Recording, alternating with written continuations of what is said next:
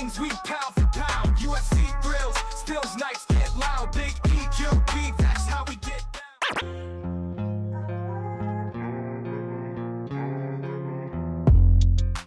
Yo, what's up, everybody? Welcome back to another episode of the GRP. Back at it again, and I got a guest today. Mike from Mike Talks is on with us today, part of Combat Sports Today. What's going on, Mike? I'm doing good. How are you doing? Well, in addition to how you're doing, I'm happy to be on. I appreciate you asking. Yeah, man, I'm happy to have you here. You've been busy, man. You've been busy. You've been doing the grind, trying to get everything going. And I've been noticing, I've been watching everything, and it's cool because we're kind of like on this, doing kind of the same things in different ways. You got extra stuff going on with all the sports stuff, so I just wanted to get you on and talk to you about that because we both known each other for a little bit because of CST, and I think I helped you a little bit with getting your whole setup going.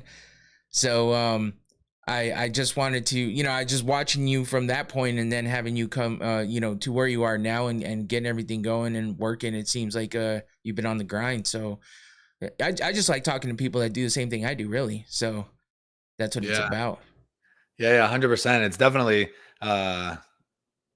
especially in the beginning, challenging. I mean, even now you can see, you have your setup and then mine, the setup that I'm working with. Usually when I do my videos, I don't have this much showing, but that's still something that's, it's a work in progress. And what I've been thinking about doing, like at least in terms of this, like I got a mic, I got a camera. I do a lot of my, TikToks and YouTube reels, Instagram reels, Facebook reels. I do those just with my phone, like a very quick, just random spot with solid lighting or a solid background. So here, what I would be looking to do next is just actually in the room that I'm in now is flip this desk around, but I have to make some changes in the room. And then that way I have a solid just wall in the back. I can put up, I have UFC posters, other MMA boxing, sports posters and stuff that I have up on that wall now. So soon I've had a lot going on, and it'll take it like fucking 2 hours to get everything moved around, and I've been being lazy, but that's the next thing, and that'll help with like acoustics as well, depending on like what video I'm doing. It's not that there's echo, but sometimes it just feels like there's open space, and I can kind of cancel that out by having my back to the wall. So that's the next thing. But I've been talking to other guys too, just staying consistent. That's what I'm trying to do right now. Like, okay, it is what it is. Like, maybe my camera isn't as good, or maybe this video I recorded with my phone isn't as like professional looking as somebody else's on TikTok. But at the end of the day, it's about like, if I'm making content, it's about the content. What am I talking about? What am I doing? And staying consistent with that. So that's all I'm focused on now. The rest will come. I'll start being more savvy with the OBS. I'll start, maybe I'll get a little attachable ring camera or ring light to my phone, a little small mic that I can take when I'm like out and about making videos. So I'm just going with the flow, and it's fun, because just like you, I like to talk about things that I'm passionate about. So it's fun, For sure. I enjoy it. Yeah. Hey, what's up, Infinity? Infinity's a good friend of mine. He's been on the show a few times too, so always supporting, always jumping in the chat. So I always like to say what's up. But yeah, man, I mean, honestly, it took me a long time to even get my background set up and where I wanted it to be. I mean, I still think about how I can change it. I get bored with it and I want to change it and shit. But I've had some extra stuff added recently. That UFC little thing right there, Infinity actually gave me that. He made it with a 3D printer, which is pretty dope. And then my daughter gave me that picture down there too. So that's why I always have my screen up and running. So it's everything. It is what it is. The background, you don't have to have anything fancy. Most people don't. So, and it's weird because most people have kind of shitty audio and not a great quality camera, and they'll still get views. I mean, I think like you said, most of it's about the content and what you're doing and the passion you show for it, staying consistent, all that good stuff. I know that's one of the things that the man Phil told me was consistency is key, and that's one of the things that I've heard over and over and over again. So I definitely keep that in mind, and definitely try to keep it up as much as I can, because it's rough though, man. When you got a job and you got all kinds of other shit to do, it's definitely time consuming trying to figure out how you want to get everything running. But it's good to see that 100%. you're doing all of it, man. You're doing all of it, and you're keeping up with a lot of shit. So that's kind of what I wanted to talk to you about before, just so everybody knows. You know, I wanted to have Mike on because, like, you know, for all this reason right here, because we both know what's going on. Infinity knows what's up too. He does his own content as well, and he's done some podcasts as well too. So he knows what it's about. We've podcasted together, and but yeah, I just wanted to talk to Mike a little bit and you know, get the word out there about his channel and stuff too, to my audience, because, you know, even if it's just a few people, it still gets you some people out there, and, you know, word of mouth is good. So and we are starting a little bit early for everybody out there that might be here watching that's not used to being here at this time, but I appreciate you all for being here. Make sure you sub to my channel, Mike's channel, if you haven't already, and make sure you hit a like on the video too while you're here. Takes just a quick second, so hit that up. But other than that, man, I mean, you're doing a lot with betting. Betting's one of your big things. I see that because you're on a roll right now, for one, and for two, I didn't realize that you bet on so many different things. It seems like you've got lots of bets going at all times, if not with MMA, but with multiple different sports. It looks like you like to bet on football, basketball. Anything else, or you bet on baseball too? I just subscribed to you on my second account. I already have it on one, but now I subscribe to you on Mike Talks. Oh, Yeah, I love all sports. You know, I like, my favorite sport is, you know, mixed martial arts. But in addition to that, I've grown up, I love basketball. I don't like it as much as of late, just because there's foul calls on every play. It's very soft nowadays, but I still watch it. I like to bet on 3-pointers. NFL is big. You know, I like doing touchdown scores typically and receptions. And MLB is like my favorite ball sport, but that one is the killer if you're betting, bro. Stay away from betting on MLB. But I just like to give out. So I like to give out, I have a mind for sports in general. I just love sports, and I pay way too much attention to them. So I'll give out, like, I'll say if I'm betting, I'll say if it's picks, you know, like, this is something that I'm betting on, or like, this is what I like tonight, you know? So like for NFL, if I see something that I like, you know, I'll post it and just be like, hey, I like this guy, like Arande Gadsden today. I like his over on his receptions. For whatever reason, it was set at over 3.5. And, you know, I saw that and I'm like, that's weird. He's got 7 catches in the last 2 games. He's become a primary receiver as a tight end for Justin Herbert. So it makes all the sense in the world based on the Vikings defense as well, that he should be scoring. So I just like to, you know, give my takes. I am trying to do more like conversational kind of things. Like when I do my YouTube breakdowns, like clipping them and putting them on TikTok and reels and stuff. Like I'm picking Alexander. We'll get to that, I'm sure. But some of my picks, like I want to talk about this, or I want to talk about the landscape of the UFC or a packed welterweight division. Like I want to talk about things that I want it to be more than just betting. You know, I do a lot of betting content, and that's because people like that. But I think that the conversation piece is where I'm prompting an audience to give their opinion or give their take. Even with the betting, like, who do you guys think is going to score a touchdown today? Who is your favorite person to score? Like, just trying to, you know, get, if there is an audience watching, whatever audience that there is, getting them involved and having like-minded people establish a community, you know? So that's kind of what I'm trying to do.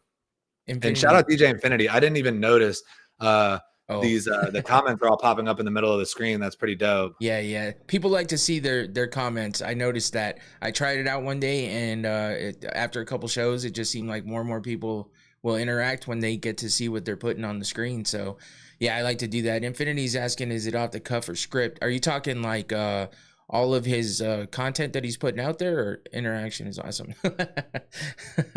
Yeah, dude, I can talk for days. You know, I used to, when I was younger, I dabbled a little bit in theater. I like to do improv comedy. Okay. When I've been known to rap pretty well. So back in the day, even at parties, people would be like, hey, everybody, come here, put on a beat. Mike, come rap for us. So now I'm in front of all these people hammered, and it's like, all right, I guess I'm going to freestyle for everybody. So but I do my research though. So if I'm talking about fights, I do my research. I know what I'm talking about.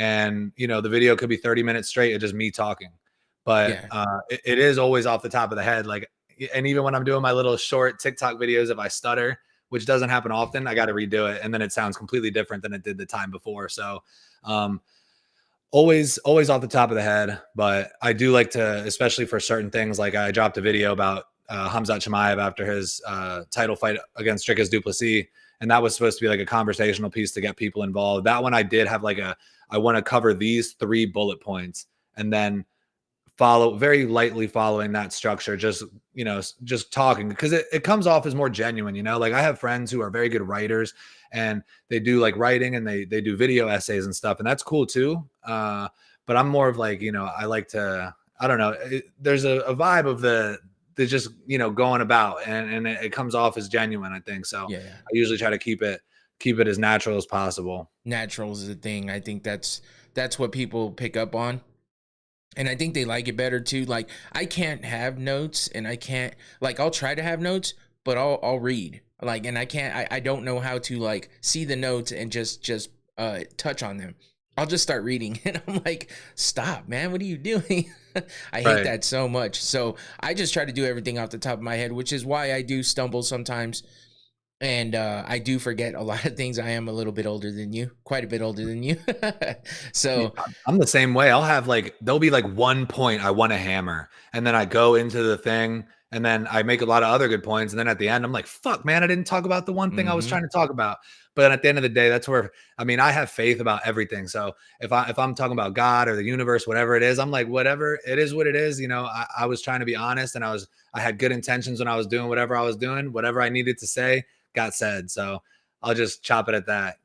Hey, you're good at it, man. You have a good voice for it, and you know how to just flow. Like that's the thing I've noticed a lot with any of the videos I watch you do. And if you guys listen to what he was talking about with when he, a little bit back when he was talking about his NFL picks, that's exactly what I'm talking about with Mike. He knows what's up, and he knows what he's saying, and it's all here because that's what he's passionate about. So the fact that he can rattle it all off like that is what I'm happy to be doing stuff with you and having you on here and stuff, because that's the type of shit that everybody need, just learning from each other, watching other people. You don't have to like fucking glaze people, you don't have to fucking like even say anything to them, but if you're learning from them, I feel like that's the biggest thing, that's the most important thing. And that's what me and Infinity do with each other is we'll play off each other and learn from each other different things that because he knows a lot about different other content stuff. He's done a bunch of things way back in the day. He is a DJ, so he knows different programs and stuff too. So and then I had some other podcast buddies that I actually got into this with. I would have never had this podcast had I not just jumped in with them one day out of the blue, and then they pushed me to make my own podcast because we would talk about MMA and I would just go, and they were like, hey, you should do your own podcast. And I'm like, no way. But I've been listening to podcasts for a long ass time, like a long time. I can't even remember how long. So I've been listening to, and I just never thought I'd have my own. So it's just crazy for me to even be here and doing this. And then when I got involved with CST, like being able to interview people, that's insane to me. Like I never in my wildest dreams would have thought that I'd be doing that. It's just nuts. So I'm happy to be doing it, and it's fun to be able to meet all you guys too, and be able to interact with you guys and stuff. Yeah, dude, it's awesome. I remember when CST started. I was in the original group chat before CST started, and it's funny because they ended up Phil and a couple other guys that started it. They talked about it in the Combat Conversations group chat, and they were like, "Yeah, we just started this page." And I knew that they were thinking about starting it, and then they started it, and I wasn't yet involved, and I was like, "Damn, yo, they didn't ask me to join," and but I wasn't gonna hate on it. I was like, "Fuck yeah, that's awesome." And then eventually he hit me up like 2 months later, and he was like, "Yo, you should do it. You should jump in for the UFC and betting stuff." And I was hyped about that. Well, I'm about to send this link to Nick. But it's super cool, man. The people that I've gotten to meet, like you are all the way across the country. Nick is all the way across the country. We got Phil is way up north. D Wood is in fucking Wales. Izzy's in Ireland. And we all have a shared passion, and talking to all these fighters. Like I've done a lot less interviews than you guys, but those are sick too, man. Like I interviewed John 2 Maxwell Nana. Me and him still keep up, dude. Like it's crazy. Man, Like I that's can post awesome. a story and he'll like hit me up and be like, "Hey, I hope you're doing well." And I'm like, man, this Oh, guy, he's the nicest fucking guy, dude. It's crazy. But that whole thing is really wild, isn't it? Like just randomly on Twitter. And I remember when I had gotten off Twitter for quite some time, not for any reason. I just wasn't using it. And I got back on it with this intention. I didn't even know there was this big MMA community on there. And when I got back on, I was like, dude, I want to start talking about MMA a little bit. Like I'm always watching it, talking about it, betting on it, whatever. And when I got on Twitter again, me and Phil linked up we followed each other very quickly because it was at the time I was like, man, this other guy's talking about it. Word. I didn't realize how many people. It's like such a niche community, but there's so many people like, and it's like all these different people who I know all the names of, and it's a very interesting thing. This little niche MMA Twitter community, even though it's very toxic a lot of the time. yeah. But there's a lot of cool people that you can meet, man, and some people have resources. Like you helped me with the hopping in. Well, dude, that first stream that you hopped in, bro. Oh my God. I still have it up. It's so funny because I was trying to play video games on it and I was like screen sharing.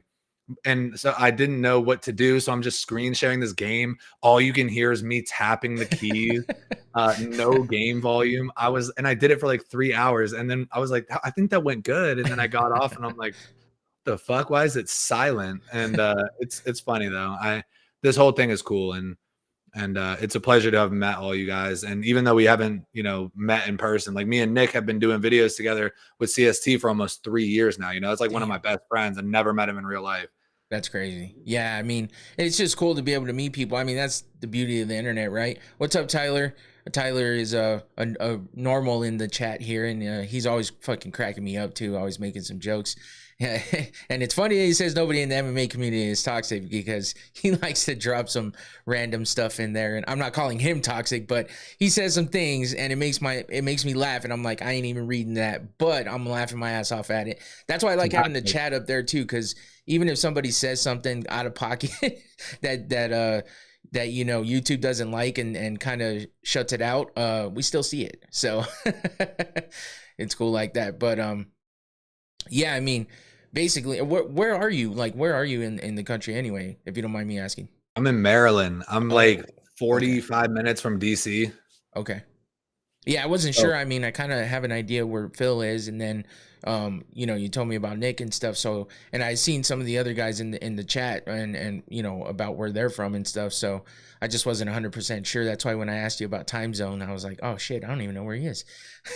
Yeah. I'm in a small-ish town. It's not that small. Like we say small town here because we're right near Montgomery County is a huge city. And then you got Baltimore and DC. They're all big, like very populated areas. I'm from Frederick, and to some people that's a small town, but there's like 300,000 people in it, so it's pretty big.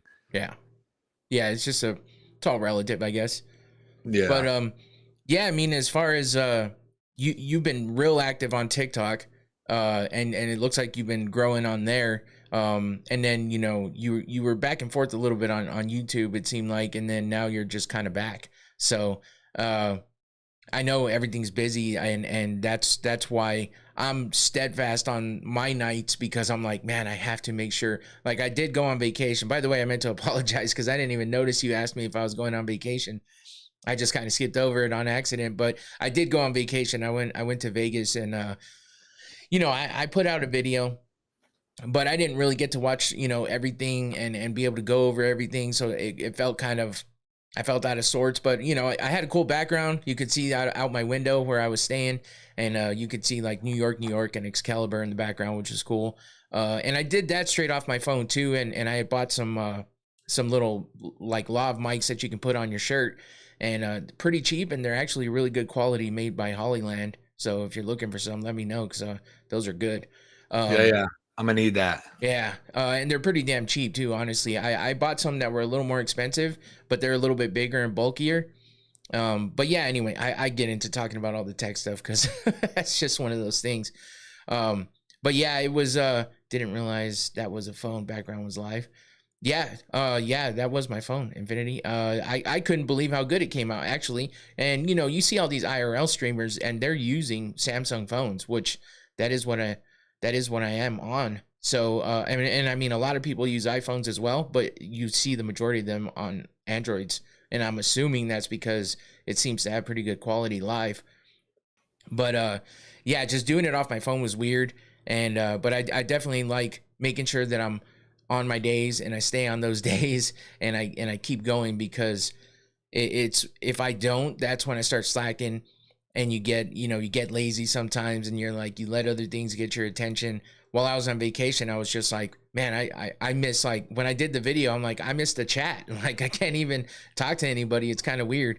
So I struggle with the TikTok side and stuff like that. Like that's why I just kind of do edits right now, because I'm not I see too many things wrong when I'm doing a video on my phone. Like you said, the stutter and then you have to start over. Like I'm starting over every 2 seconds. I can never get the damn thing out of there. So like that's why I was like, man, I don't know how you do it. Like you just sit, like a lot of times you're in your car, which is a lot of what a lot of people do, and it probably makes sense because you're paying attention to what you're doing and you're just talking. So that makes a lot of sense. But I mean, what got you like kind of so I guess comfortable with doing that portion on TikTok? Well, I guess, dude, I've always been like entertainment oriented. Like I've never been the type like my intentions has never been like, because you got people coming up and they're like, oh, I want to be famous or I want to get rich. For me, I always, especially when I was a kid, dude, I was talking about this the other day, like when I would watch like Jim Carrey or like other like comedy guys, and it would just take me away from whatever. So that was the original goal. Like if I was going to do something, like maybe if I acted or made music, it would provide an escape for somebody. And even with the TikTok content where I'm talking about sports and stuff, that has deemed being more of like a better pathway. Like because I want to talk about those things and I'm passionate about them. But let's say if I were to build a big enough community where I have this, if I've gained a following, I could start doing a little bit more of like, things that I'm branching out, like maybe start doing a little bit of comedy or a little bit of music and incorporating that into the algorithm as well. And I guess when I started doing it, I can talk all day, dude. And I talk a lot. And so and improv comedy was actually pretty big when I was a kid. I loved doing like, whether it was an open mic or going into the theater and just doing prop comedy, stand up, freestyling, rap battles, whatever it was, So I've always been comfortable, like doing, whether it's me performing or just me talking in front of people. I still, even today, like, I go to jails and I go to recovery institutions and I speak to people, and that is a little bit more nerve-wracking, like going into a jail and I have to try to talk to these guys, especially if you're going into a prison and like these motherfuckers in there are hardened, and I'm like, what the fuck am I going to say to these guys? And but that's the easiest part. The only thing, I had one TikTok, it had like 50,000 views and it was me talking about football.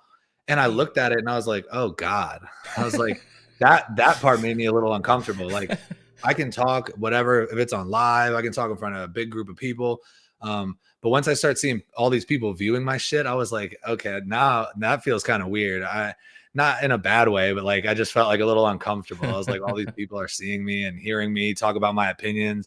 And dude, especially with the betting, the other day I post a lot of good picks, man. I really post a lot of good picks, and sometimes the picks aren't so good. And this one day I put 5 touchdown scores, and I tacked onto it, you could take the receptions too, and only 2 ended up scoring. And of course it got thousands of views.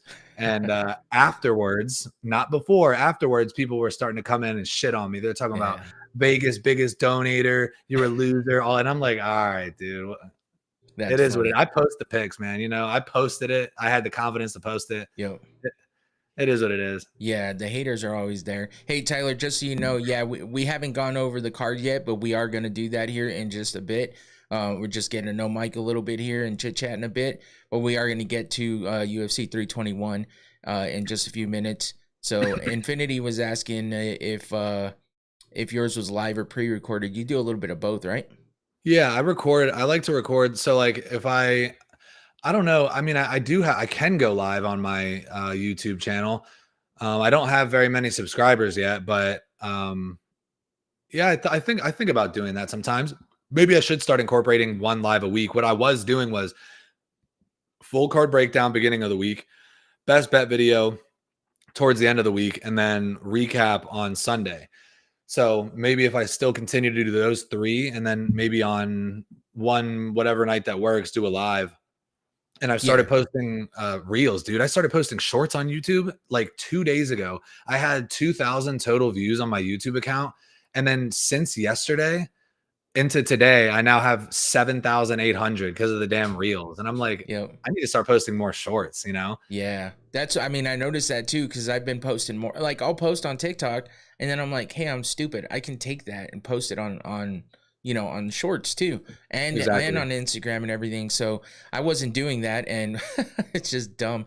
And I started doing it, and I'm like, yeah, I've gotten to more subscribers. I've gotten a lot more views just because the shorts bring it in, and then they come over, and sometimes I'll wind up with somebody in the chat that saw one of my shorts or something, and they're in here. So I mean, it's definitely an extra way to get going with that, and it seems to make a difference, especially right now.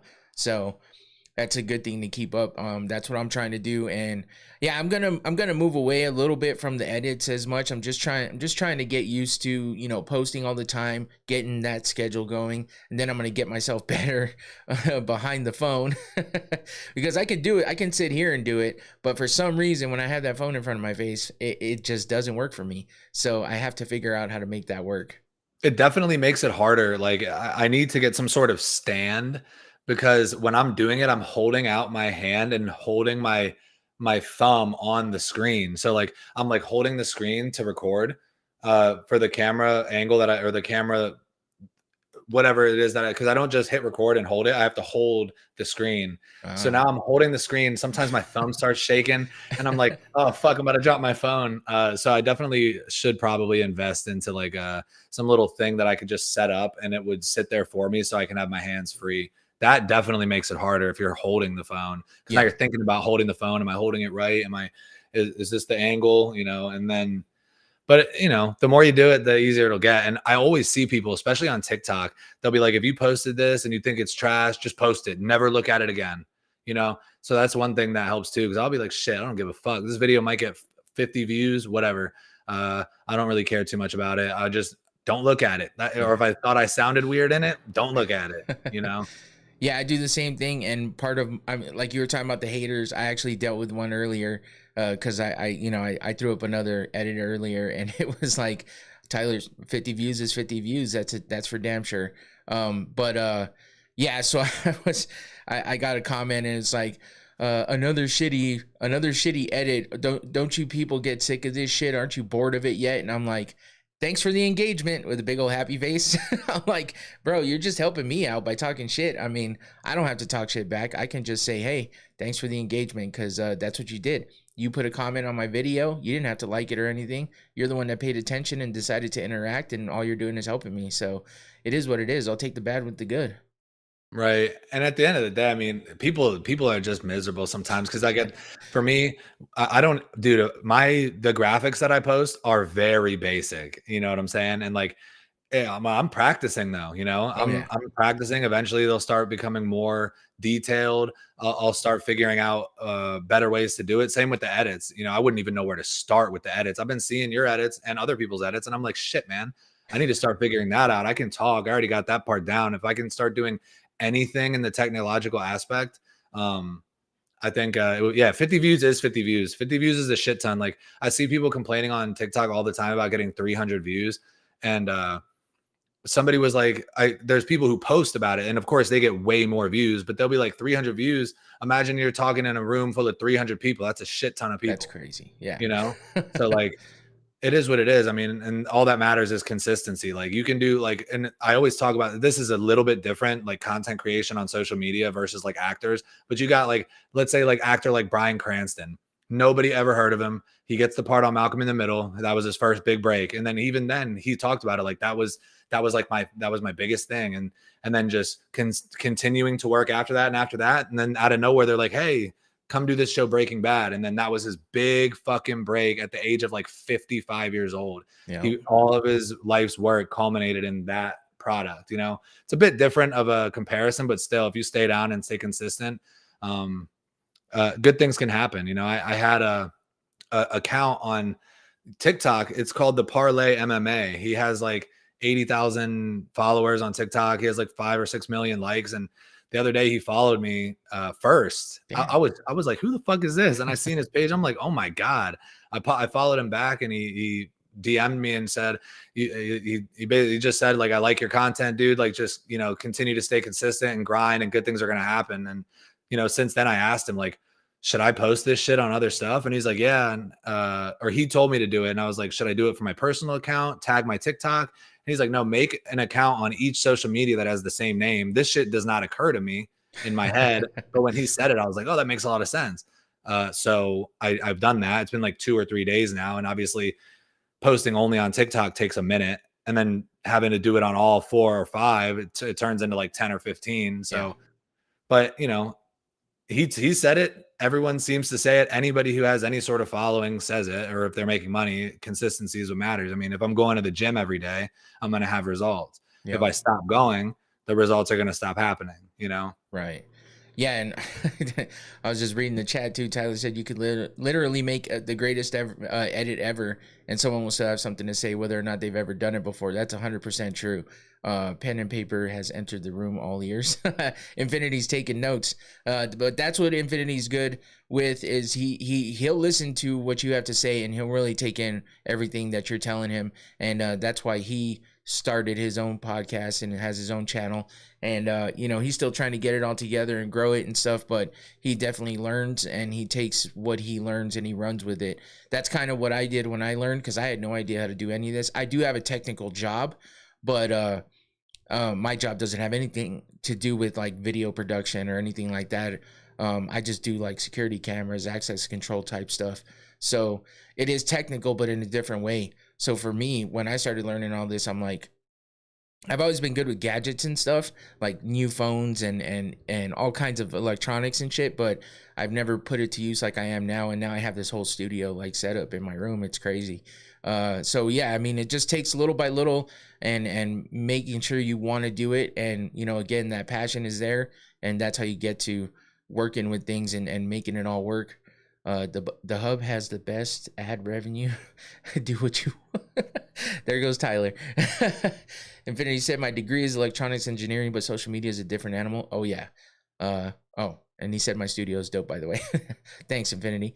Infinity's got his own good setup too, but yeah, and that's what's cool is like the way that we were doing things before, it was kind of like one for one. Like somebody would get something new, and then the other person would be like, oh man, I kind of want to do something like that. And then you wind up catching yourself buying new stuff over and over again. So once I got serious about this, I was like, okay, I do want to get like an actual camera. I see everybody using the actual cameras, not a webcam or anything like that, because that's all I had before was a webcam too. And then I had this old DSLR camera. I started using that.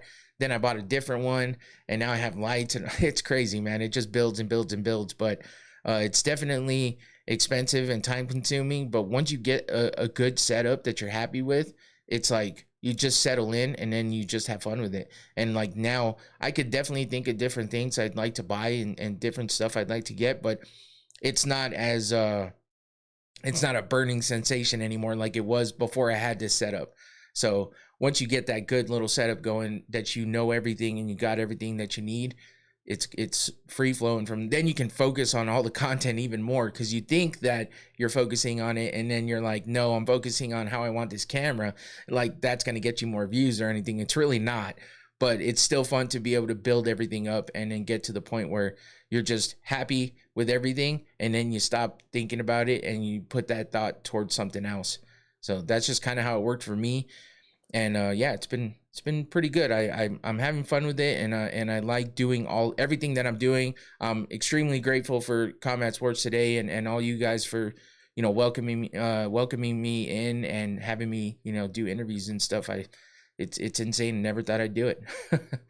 Yeah, it is crazy, dude. Interviewing people sometimes, like I remember I had my first interview that I did was with Roy Echeverria, and it was when he was the APFC champion flyweight, and this was before he was on the Ultimate Fighter, and it was my first interview, and for whatever reason I was so nervous, and I had all this research done. I had spent hours and Phil, when I told him how nervous I was, he was like, "You didn't seem nervous at all in the interview, dude." When I'm in it, the same, I used to do bad stuff sometimes, and like, I used to have to like have engagements with. I was way different when I was younger, and like when I was young, a youth, sometimes I would have to be speaking with police, and sometimes they were asking me a bunch of questions, and I remember there was a time where I had done something and I don't know how they got to me, but I'm being interrogated and I'm just trying to like be on point, just don't lie,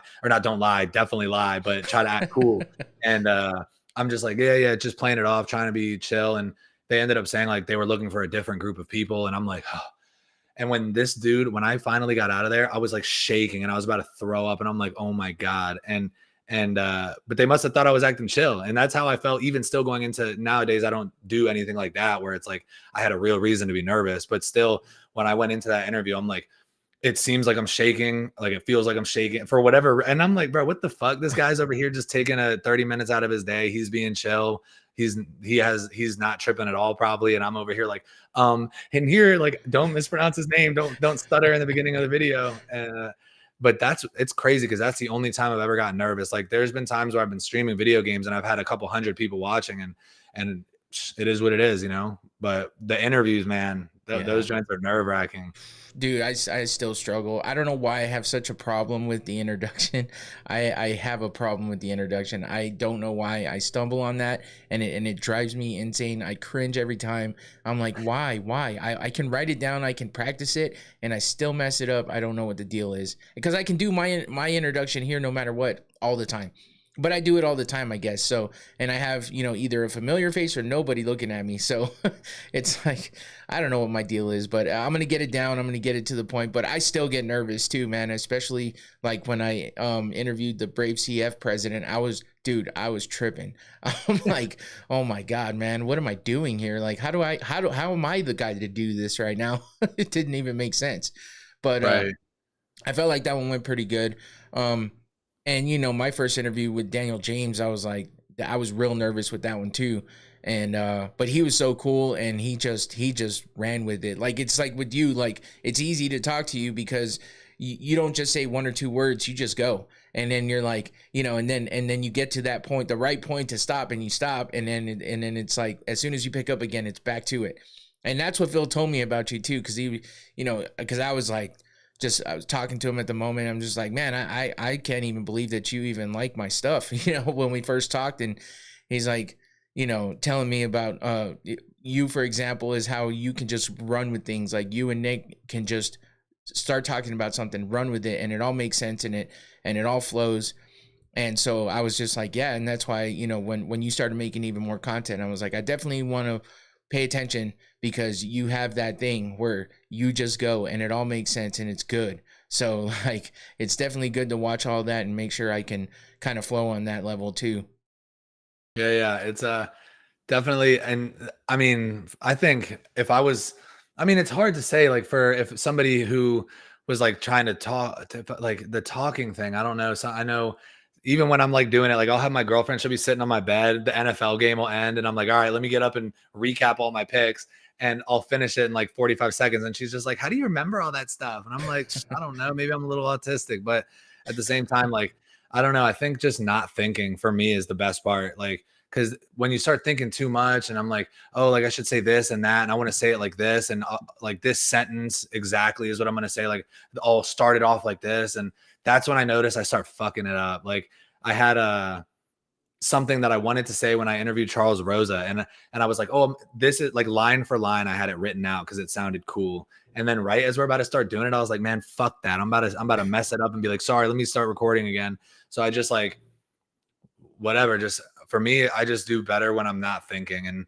I feel less pressure when like because I'll create an expectation. Like sometimes when I go to like those treatment centers and the jails and stuff, I used to like have everything thought out. It's going to be like this and this and this and this.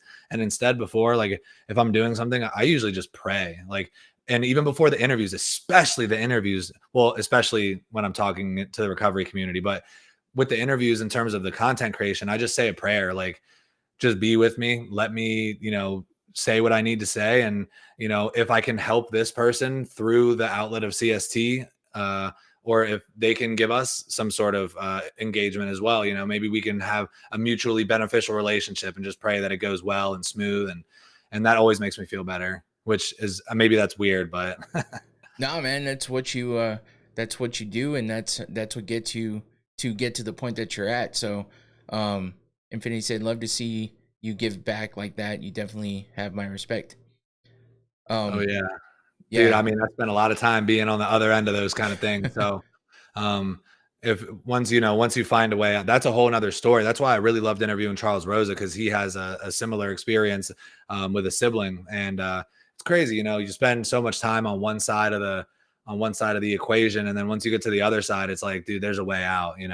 And it's not, I can't get you there, but I can try to guide you in the right direction. And if there's anything that I could say to somebody that might spark any sort of little bit of hope into their eyes or into their heart. And that's another thing that I'm telling, if I ever start gaining like a big following, I will 100% use it to try to help people.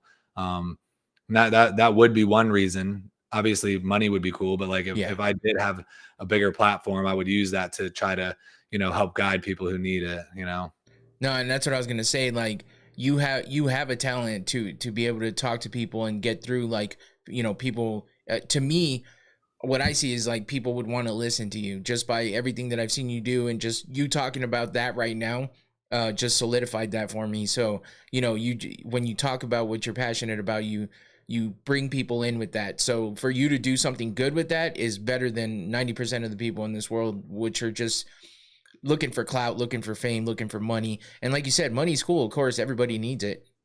Right. But, if you're going to use even just a little bit of that for something good, man, that's more commendable than anything else. And that's awesome. So good for you on that. And it's nice to hear that, man. And this is why I wanted to do this, just to kind of get to know you a little more. It's cool to, so this is why I like the interviews too, because I just need to learn how to do it in more of a natural flowing way where I don't have to think so hard about it, because that's where I trip up, kind of like what you said. But I like the interviews for the simple fact that, you get to know people, you get to ask people questions. Like I've always wondered like what I would say if somebody were to ask me certain type of questions, just because I'm like, damn, I hear somebody ask this question on a podcast and I'm like, I don't know how I would answer that. You know what I mean? If somebody were to ever ask me that, how the fuck would I answer it? And then I'll listen to the person's answer, and then I'll be like, okay, that's one way. I mean, how else could you answer that question? So for some reason, those kinds of things go through my head, and I'm always just like, what would I ever do if somebody were to like put me on the spot and ask me? And Infinity's done that a little bit to me, because we did a little show, and he asked me some questions, and I was just kind of like, don't want to overthink. That's my problem, is I'll overthink things, and that's where I trip up. I'll overthink it, and then I'll be like, okay, no, and then I don't say it right.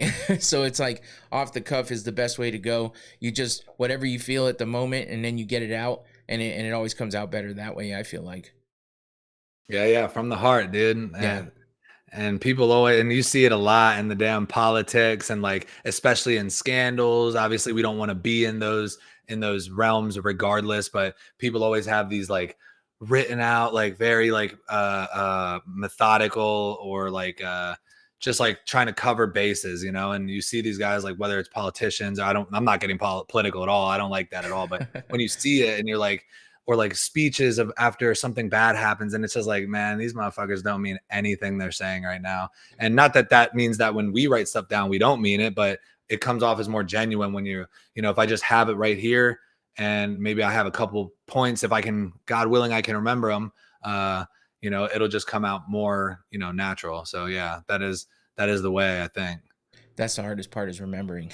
That's my biggest problem. And the only thing I wish is that I could have been able to start doing this when I was younger, so that I could have my memory a little more.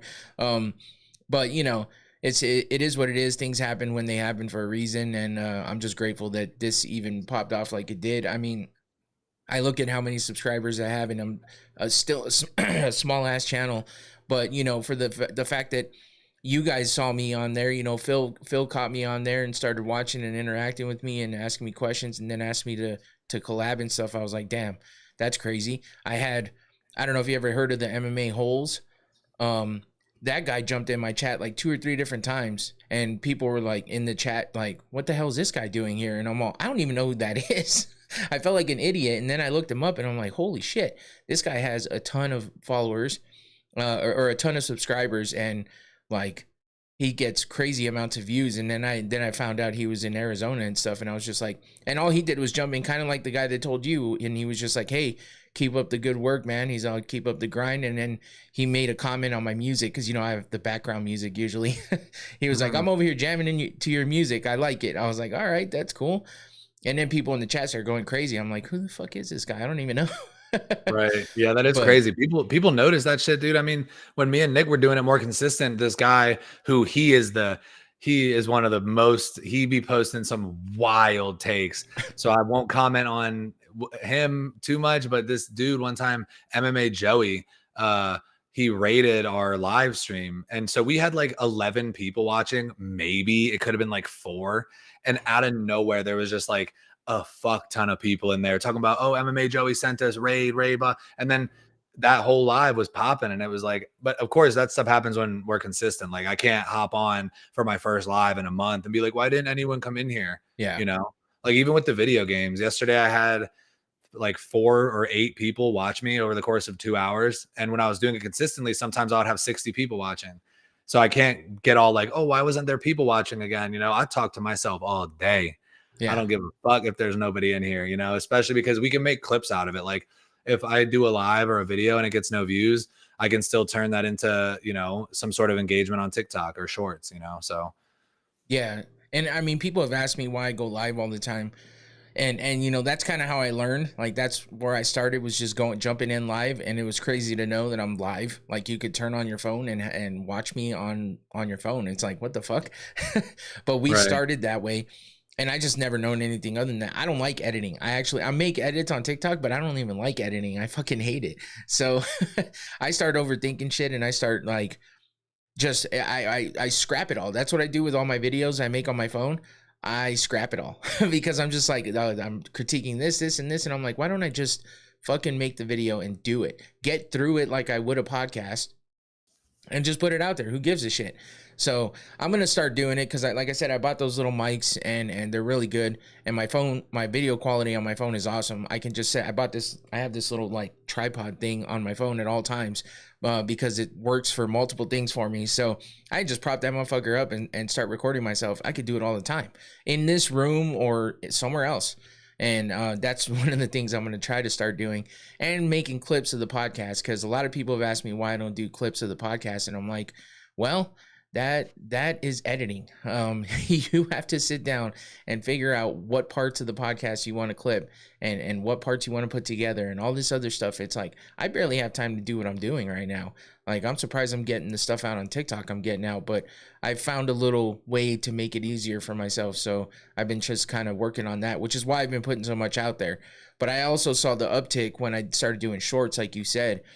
So that's why I'm like motivated, because I'm all, I've gotten a good amount of subscribers since I started doing more and more shorts. So I definitely want to keep that going. But yeah, what did Tyler say? I had an argument with him in his chat about Uncle Ive's loss and him coping. Oh, MMA Joey. Yeah. He says crazy shit, yo. I think I've heard of him before.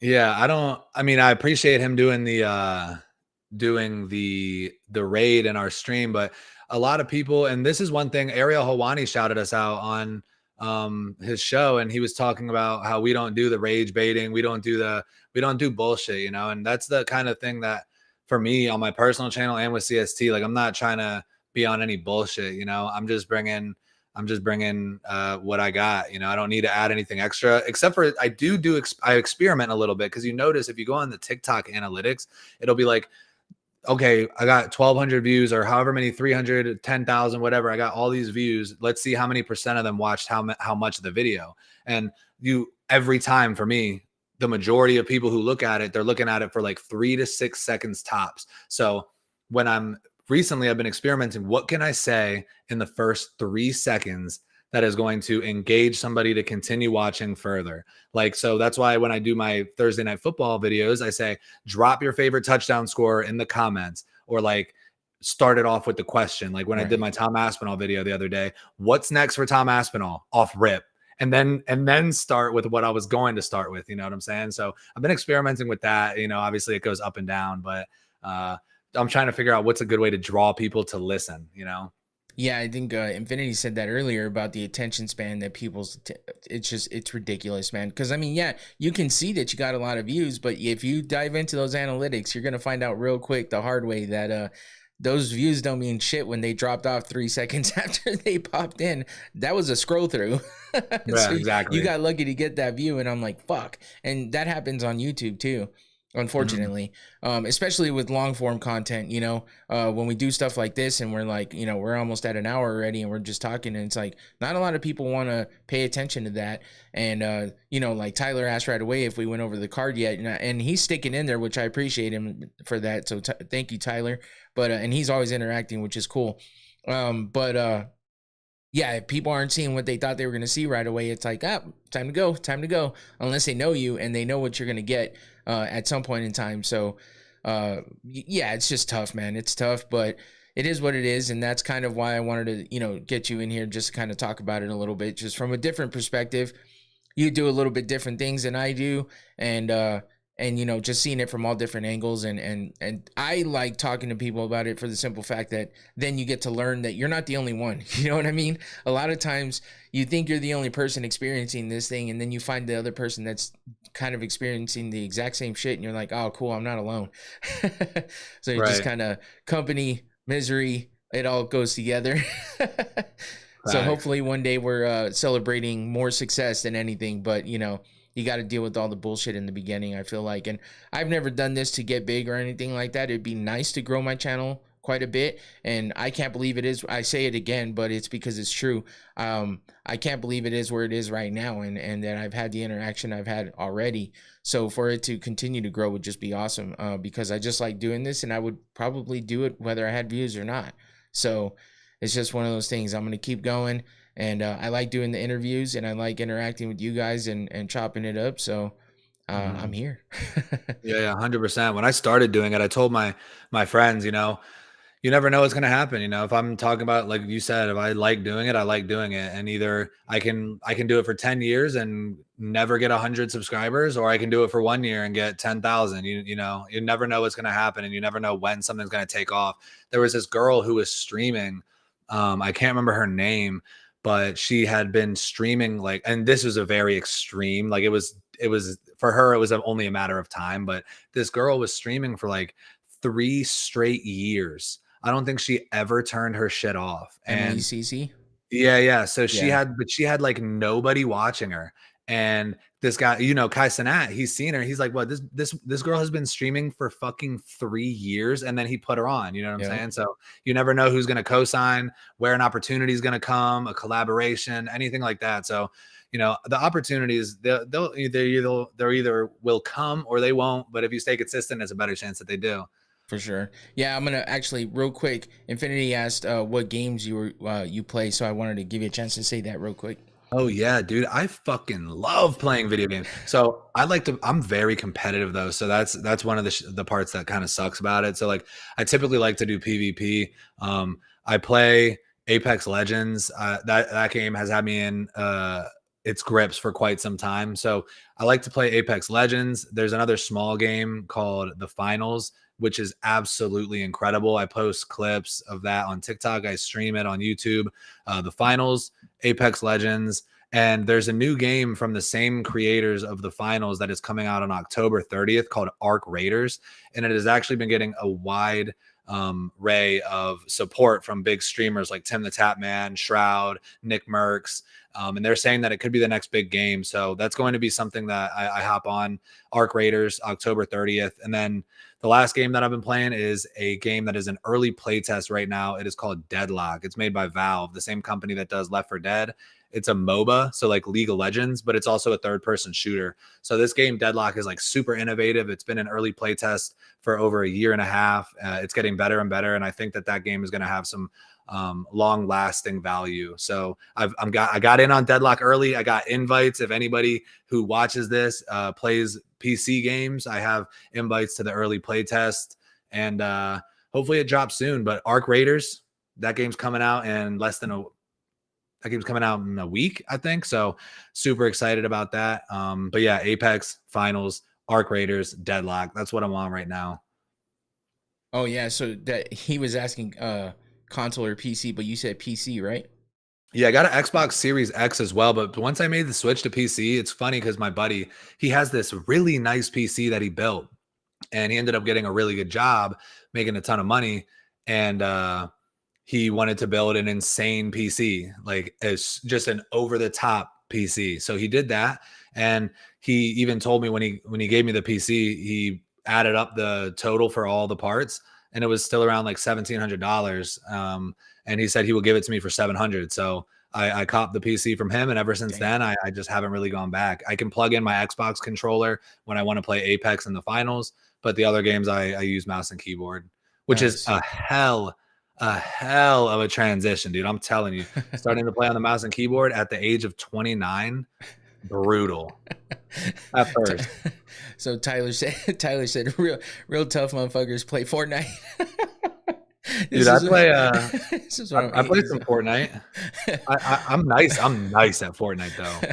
Motherfuckers don't want to play with me on Fortnite. That's funny. He's always saying shit like that. That's why I'm laughing my ass out, because like I said, I'll be sitting in here by myself just spouting off whatever, and then he says something and just start laughing. It's fucking funny. My daughter plays too, though. She plays COD mostly, but and she's played Fortnite before. I think she was on it for a little while.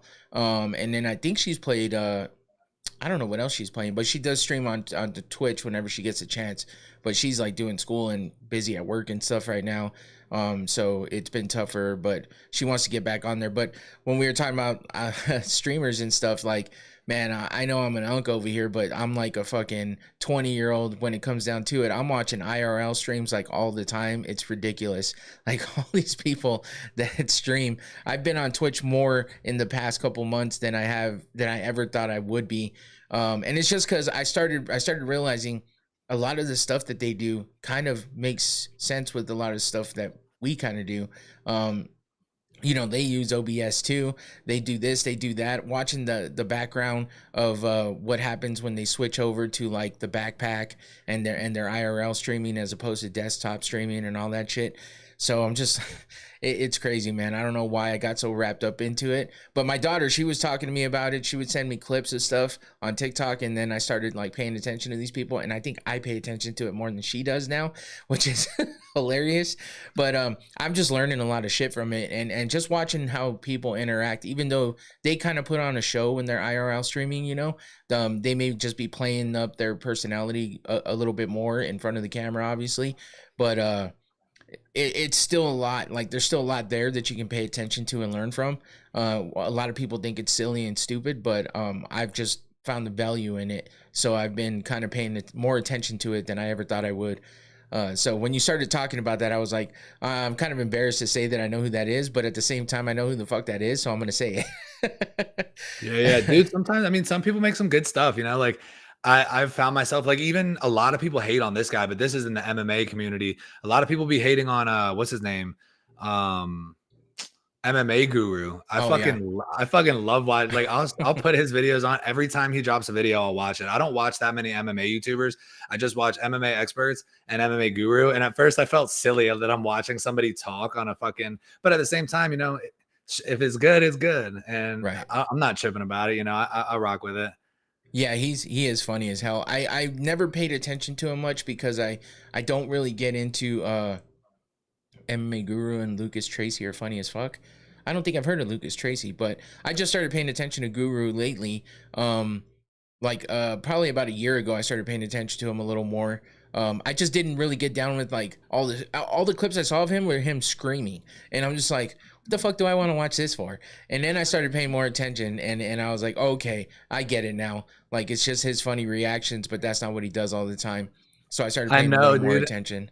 I was trying to tell the guys in the CST chat because they're like, man, he's a fucking idiot. All he does is this and that. And I'm like, dude, because like people will take a clip of him like shitting on a fighter and they'll post only that, and then it'll go viral and everyone's like, oh, I hate this guy. And I'm like, bro, I saw that video. 1 second after that clip ends, he's like, oh no, I'm just joking. Like, and then he's I mean, I'm not over here trying to, glaze the guru, but in my opinion, he's one of the better people in the space in terms of like talking. Yeah. He's funny. He's funny as shit. And I think I'm a pretty funny guy. And sometimes when I come across, like I see some people and I'm just like, it's just not for me. But when I watch him, he got a little wit to him. Yeah. For sure. I don't know if you paid attention to him doing a show with Mighty Mouse. Yeah, that's sick, dude. Yeah, good for him. Like I listen to podcasts forever. So when I'm at work, I have an earbud in at all times because I have to take a lot of phone calls too. So that's part of the reason. But the other reason is I listen to podcasts at all times. Like that's what's going in my ear when I'm at home too. Earbud in my ear all the time. Got a podcast playing. So that's kind of why I've been so interested in podcasting and stuff. And so like I started listening to that when I heard that they were going to be doing the collab. And that's how I've gotten to know him a little bit better. So, yeah, I'll still skip over some of his like clips and stuff because I'm just like, I know exactly what he's going to say here at this point in time. Or I've heard him say it before. But, yeah, I do enjoy his content a little more than I used to. And I definitely understand why people like him so much. But, yeah, he's popular as shit, man. And his takes are crazy. And that's what a lot of people like. Hell yeah, dude. The guru. If you want mostly unserious videos, Lucas Tracy is your guy. If you like more loud and intense reactions, Guru is the guy. Okay. Hey, Tyler, I don't know if you fuck with the MMA YouTube too heavy, but MMA experts, in my opinion, he's the best one. And he also co-signed CST heavy. Dude, it's crazy because I've been watching AJ. He's on MMA experts. He's one of the only guys I watch. And I've been watching him for like 3 years now. I remember I started watching him when he had like 800 subscribers. He just hit 54,000 the other day. Damn. And I was watching a live from him one day. I swear to God, I just put him on in the background. He's a soothing voice. He's easy to listen to. And I'm just on my phone, and out of nowhere on the live, dude, I had no idea this was coming, but he starts saying, does anybody have any favorite MMA X accounts? And I immediately propped up. And I'm like, what the fuck's he about to say?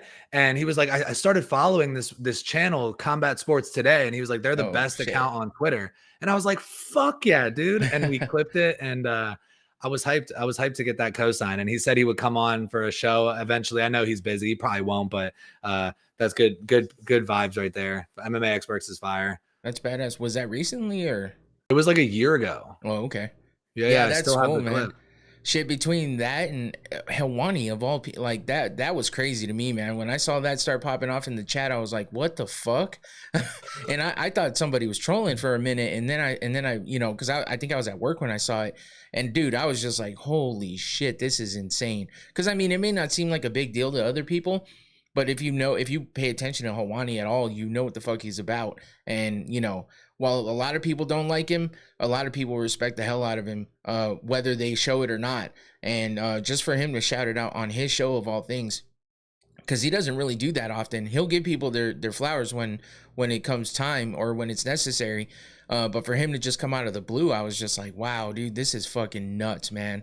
Like, I was so happy that you guys got like that happened like it did. And seeing how Phil reacted to it too was badass.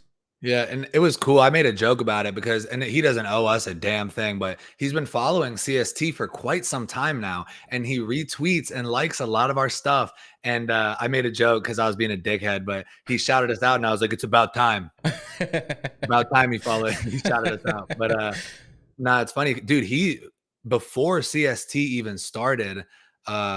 If I know, it might have been after. I can't remember if it was before or after CST started, but Ariel Helwani shouted out Phil a long time ago. Oh, damn. Because Phil would post certain things on his, I can't remember what it was, but he shouted him out quite some time ago.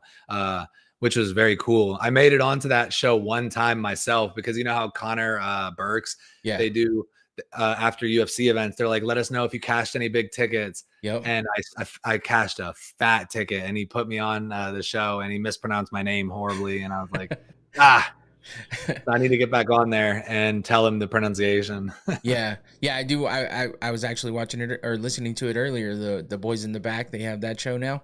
So yeah, it's pretty good. Like I've been listening to Hawani for 10 plus years, man. I can't even believe how long it's been.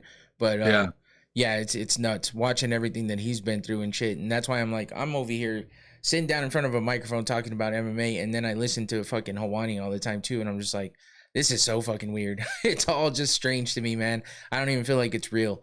But Crazy.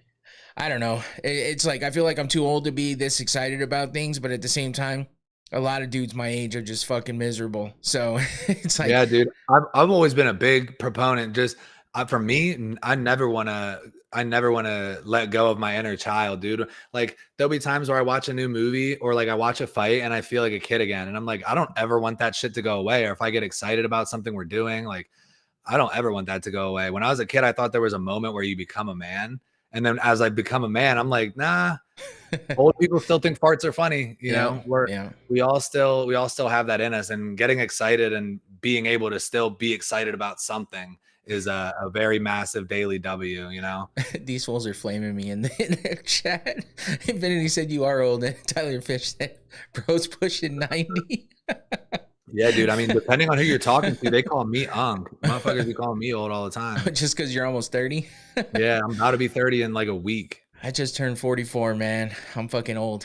But yeah, you don't look you look good. You keeping it young. Yeah, I got the whiteness. That's what gives it away. That's the salt and pepper right there. That's all that is. That's the swag. Hey, I gotta go to the bathroom real quick. I need to fill up my drink real quick and use the restroom. I'm gonna be right back over. Go for it. When you come back, we're gonna hit up 321 and then we'll get out of here.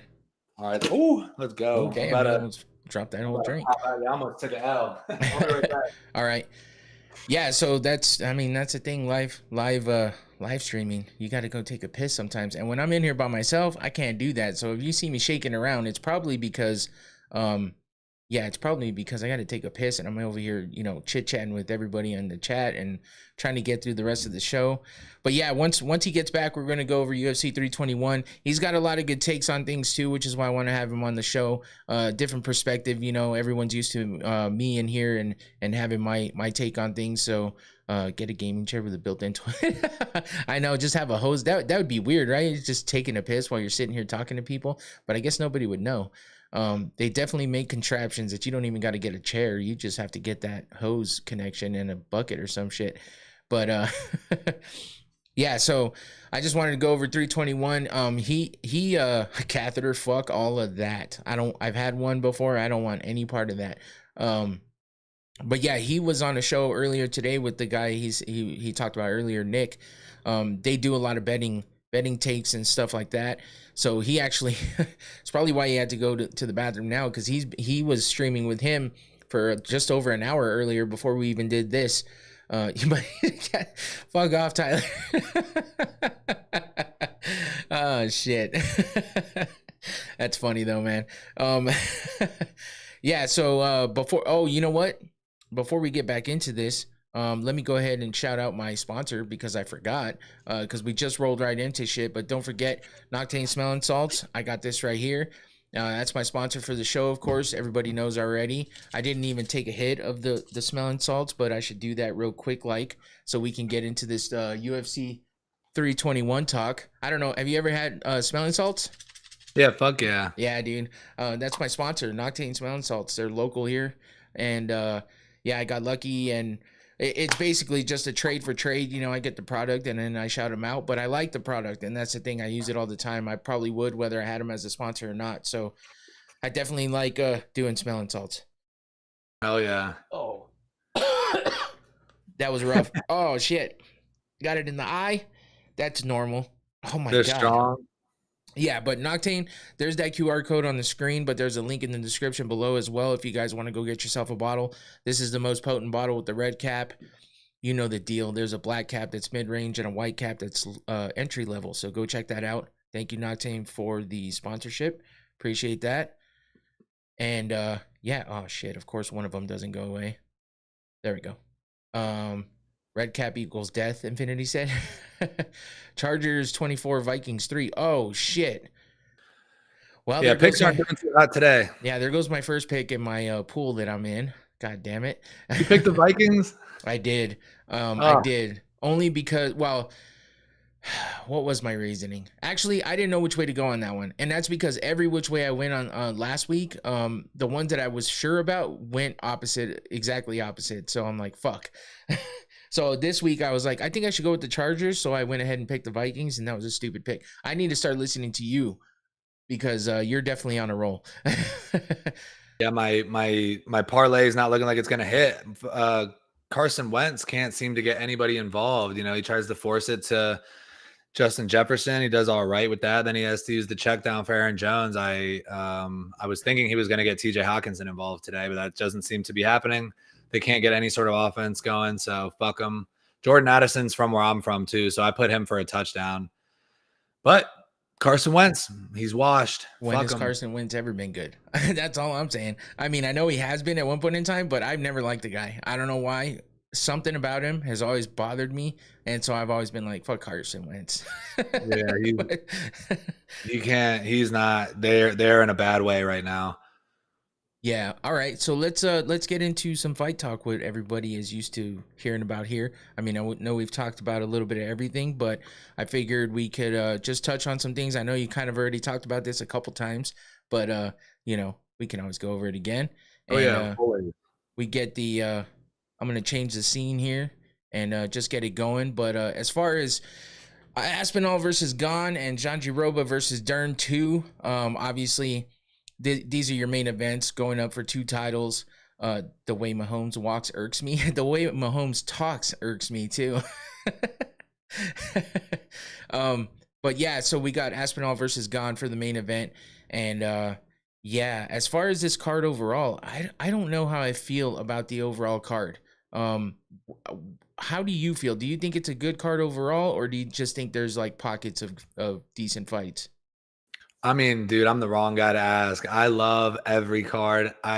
People are always talking, and I always see, and I'll call it. You could show me the worst card on paper, and I'll still be like, shit, this could be the best card of the year, you know?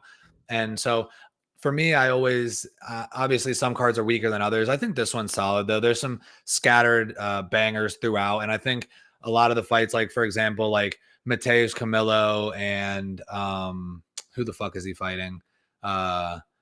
Mateus Camillo is fighting. Blah, blah, blah, blah, blah, blah, blah, where is he at? Right That- there. oh. El Sawadi. Yeah. That, like, no one's thinking about that fight. That shit is probably going to be a banger. Amarim in a way, obviously that's probably everyone's least favorite fight on the card, but I have a pretty sneaky prop for that fight. Yeah. So that's going to make it exciting for me. And Inoue hasn't fought in like 2 years or some shit like that, right? I think she's fought like 2 times in the last 5 years.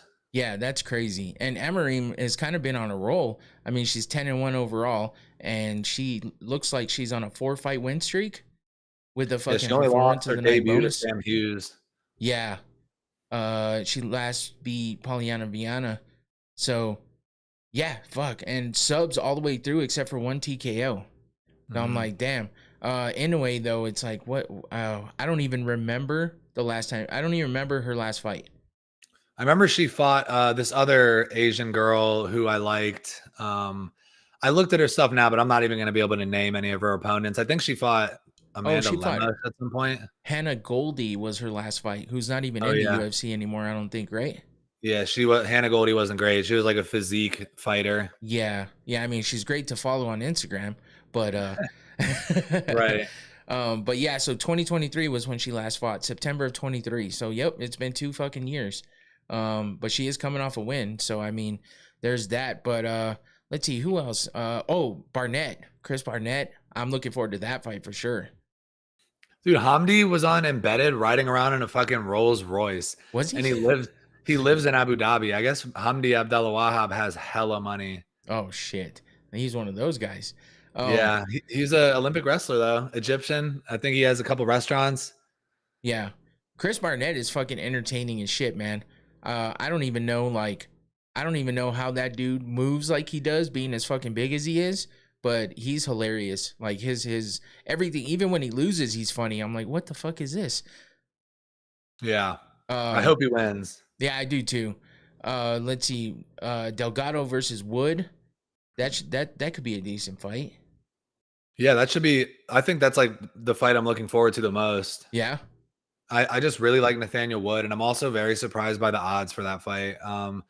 When I saw the matchup, immediately I thought, oh, Wood is probably the favorite here. And I see it. He's a plus 130 underdog. And, Delgado could be him, and this is his opportunity to show us whether or not he's him. But when I look at who he's fought, he hasn't fought anybody. I mean, he fought Hyder Emil, and he got that very quick knee knockout in his last fight. But I was never high on Hyder Emil. I know some people were, not me. Yeah. And he's one of those names that stood out, I think, for some reason. But yeah, he never really kind of backed it all up. I mean, he was a dog. I mean, Hyder Emil has dog, that's what he has, though. He has dog and he has cardio. Nathaniel Wood has gotten a lot of high level looks. And I posted about this one on TikTok, and pretty much everyone who's commented is talking about Delgado by knockout, which I also think is a possibility. But Nathaniel Wood is fast. He's well-rounded. He has been known to get hurt, but he has been known to recover and deal with adversity well. And he's fought a lot of very good fighters, So this is a big test for Delgado. Tyler Fish said I'm pumped for Klein and Rebecca. Yeah, that's a banger. Sure, at least, yeah. Barnett is my height and 125 pounds heavier than me. Yeah. Yeah. Well, then we got Walter Walker with the fucking leg locks. What was that? 2 or 3 in his last fights? Or the heel hook, I'm sorry. Yeah, so his last 3 fights, all submission wins with all heel hook finishes, which is crazy because he's a big Walker. Yeah. And these guys were supposed to fight. When the fuck was it? They were supposed to fight before. No, I think they were both supposed to fight on the same card. I think Walker was supposed to fight, or were they? No, I think you're right. I think Walker was supposed to fight Usman. Yeah, and Tafa was supposed to fight Sutherland. That's right. Okay, that's what it was. Yeah, I knew that they were, for some reason, I kept thinking they were supposed to fight each other, but yeah, you're right. They were supposed to fight on the same card, just different opponents. So yeah, now that fight's coming up. Sutherland, this is his UFC debut, isn't it? Yes. Yeah. He's tough. He's Scottish. My roommate's from Scotland, so I'm always rooting for the Scottish fighters. Always. Walter Walker is one of those weird kind of dudes where, like, obviously we know who his brother is, but he doesn't look like his brother at all. I mean, they kind of act a little similar, but he's just one of those weird guys that you're just like, you don't know what to expect from him. He looks mean as fuck, but then you see him smile and it looks like he's not a fighter at all. And then, he gets in there and fights and he's heel hooking people. It's like, what? I thought you were going to be knocking fools out. So that's an interesting one there. And for him to be on a 3-fight win streak with all submission heel hooks is crazy. So yeah, we'll see what comes out. I caught him by sub in all 3 of those fights. No shit. And even in his last fight, his submission prop was plus 800. And I told my boy, and he was like, "You're betting on Walter Walker? He's fucking trash." And I was like, "Dude, he has 2 first-round subs in a row, and him to get a sub again is plus 800. I'm taking that shit all day, bro." Walter Walker has respected my bread, so I fuck with Walter Walker, but I wouldn't mind seeing the Scottish man get a knockout here. I think more than likely, Walter Walker is probably going to win by submission again, but Louis Sutherland is a big heavyweight. He's a full 265 pounds. He hits hard. If this fight is on the feet, Walter Walker is probably in some danger. Yeah, Tyler said Walter's slow everywhere, but when he rolls for those heel hooks, he's like the Flash. Yeah, 100%. Yeah. So then we got Rebecca versus Klein, which, I mean, we know Rebecca is, talk about a dog. This motherfucker just doesn't quit. And he's had, 2 fight of the nights in a row? 1 win, 1 loss. That Orobai fight, holy shit. That fight was insane. And then this last fight with Duncan, too, wasn't as crazy, but still crazy. Like, how does Rebecca get hit so fucking much and just keep going? He's one of those guys. And I feel like he's one of those guys that doesn't really get started until he reminds me of Forrest Griffin back in the day, where he doesn't get started until he gets hit, and then all of a sudden it's like, holy shit, now we got to fight. But But yeah, this is one of those fights that's definitely good on this card. We talked about Camilo and El Sawadi. Let's see, Alaskarov and Park, the Iron Turtle. What do you see there? I mean, when I was talking with Nick earlier before this, he was leaning Park. I mean, for me, I'm leaning Ikram Alaskarov all the way. I just think that, and the way I broke it down, you know, he thinks there may be cardio issues on the side of Alaskarov, but for me, I was just like, who's the better striker?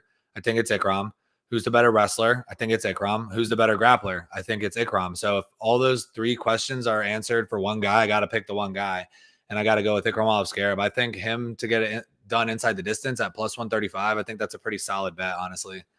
Yeah, I mean, Park has won his last two fights, but they were both decisions. So if Alaskarov can put it on him, I feel like that's definitely going to be the way that can go. Tyler said I got climbed by KO because I don't know if Rebecca can take another beating, especially against a high-level striker like Klein. Yeah, I mean, that makes sense. Rebecca, though, I don't know. He's how many fights in a row can you do where you get? I mean, let's see how much time was in between those two fights. Rebecca was in October of 24. Okay, and then Duncan was August of 25. So he had a decent amount of time in between there. And now he's going a couple months later. So, yeah, that's going to be tough, especially with Klein being able to hit well like he can. So, yeah. But Park... Same with what's it with Rebecca, though. When I broke Rebecca down, I feel like I have to pick Ludovic Klein because I don't think Rebecca's going to knock Klein out. And the thing about Rebecca, he is the cosmetic damage that happens to his face. Like every time he fights, that eye is getting closed shut. He's bleeding around the orbitals. You know, he's getting his eyes closed. He's bloodied all over the place. So even if it's a close fight and Ludovic Klein has a bruise on his forehead and Rebecca's bleeding and his eyes are closing, I mean, what are the judges going to think? You know, they're going to give it to Klein. So it's hard to pick Rebecca here just based on how he wears damage. Yeah, he's kind of like Nate Diaz with all that fucking scar tissue in his face. The second he gets hit, he gets opened up, and then the swelling starts. And then, yeah, it's just there's a lot of those guys right now. Kind of. I mean, look at what's his name that just fought? The dude that looks like a fucking model, but once he gets hit, he's like, God damn it, what's his name? He just fought last week. Drew Dober. Yeah, Drew Dober. Yeah, Dober gets hit and his face just starts swelling up. I don't know if it's because his skincare routine is so good that his face is sensitive or some shit. But Dober is one of those weird guys that he doesn't look like a fighter at all, but he can definitely fight, man. That's for damn sure. So yeah, and then so you're taking Alaskarov over Park. And yeah, I feel like I have to. His only losses are to the current champion and Robert Whittaker. Yeah. I don't think Park is the level that's going to go out there and make a statement against Ikram Alaskarov yet. I'm not ready to give up on Alaskarov after that loss to Bobby Knuckles. And plus, Junior Park not doing MMA math because they both fought Andre Muniz, but losing to Andre Muniz, to me, not the best look. Yeah. Yeah. And I mean, he just didn't look that good in that fight. Trying to do the thing. My camera went unfocused. Oh, got you. Nah, yeah, he didn't, man. I mean, and Jun Young Park is dope. He has a lot of dog and he's tough and he's definitely I've picked against him before and he's showed me that I shouldn't have done that. But I think here is a proper time to go against him. Yeah, Alaskarov one of those guys for sure that yeah, it's tough to pick against him basically.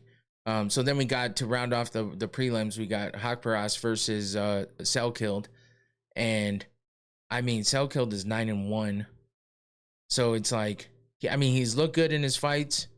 He's 2-0 in the UFC, one of those being a performance of the night bonus. He's got one finish and one decision. His decision was in the last fight that he fought against Yanel Ashmuz. But you know what's funny is I remember covering him. I just don't specifically remember his fights, and that's kind of weird for me.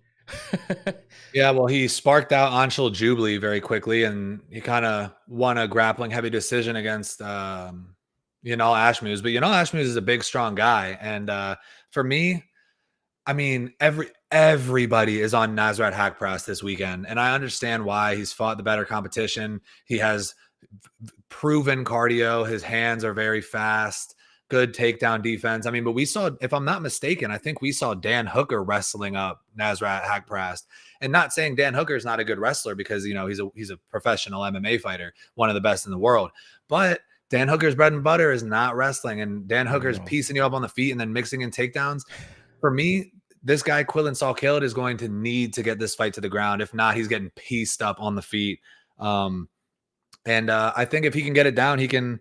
Oh my God, Jordan Addison just scored a touchdown. Holy shit. Bro, dude, I got a bet 100 to win 2,800. I needed Arande Gadsden to score a touchdown, Jordan Addison to score a touchdown, Gadsden 4 catches, and Hawkinson 4 catches. Damn. Hawkinson has 1 catch. Oh shit. Oh my God. But no, for me, if Quillen Salkeld can't get this fight to the ground, or if we see him get it to the ground and Hakparas jumps up immediately, it could be a long night for Quillen Salkeld. But something's telling me, man, that he's big and strong and young. And if he can get Hakparas down, I think he's live to find a submission. And the odds for submission for Quillen Salkeld are plus 650, almost 7-1 odds for a guy whose bread and butter is going to be the grappling in a fight where he's going against a crazy striker like Nasrat Hakparas. I mean, it just makes sense. If I'm Quillen Salkeld, wouldn't I be thinking I should get this fight on the ground? Yeah. You know, it's about whether or not can he do that. Do we think he can do that? It's hard to say. Salkeld needs to put a big gap between them because Nasrat has 2 robberies in a row in the Middle East. Oh, he does. Shit. Yeah. He does. Good point. Yeah, that is a good point. Yeah, I mean, he's got, his last 2 fights were split decisions.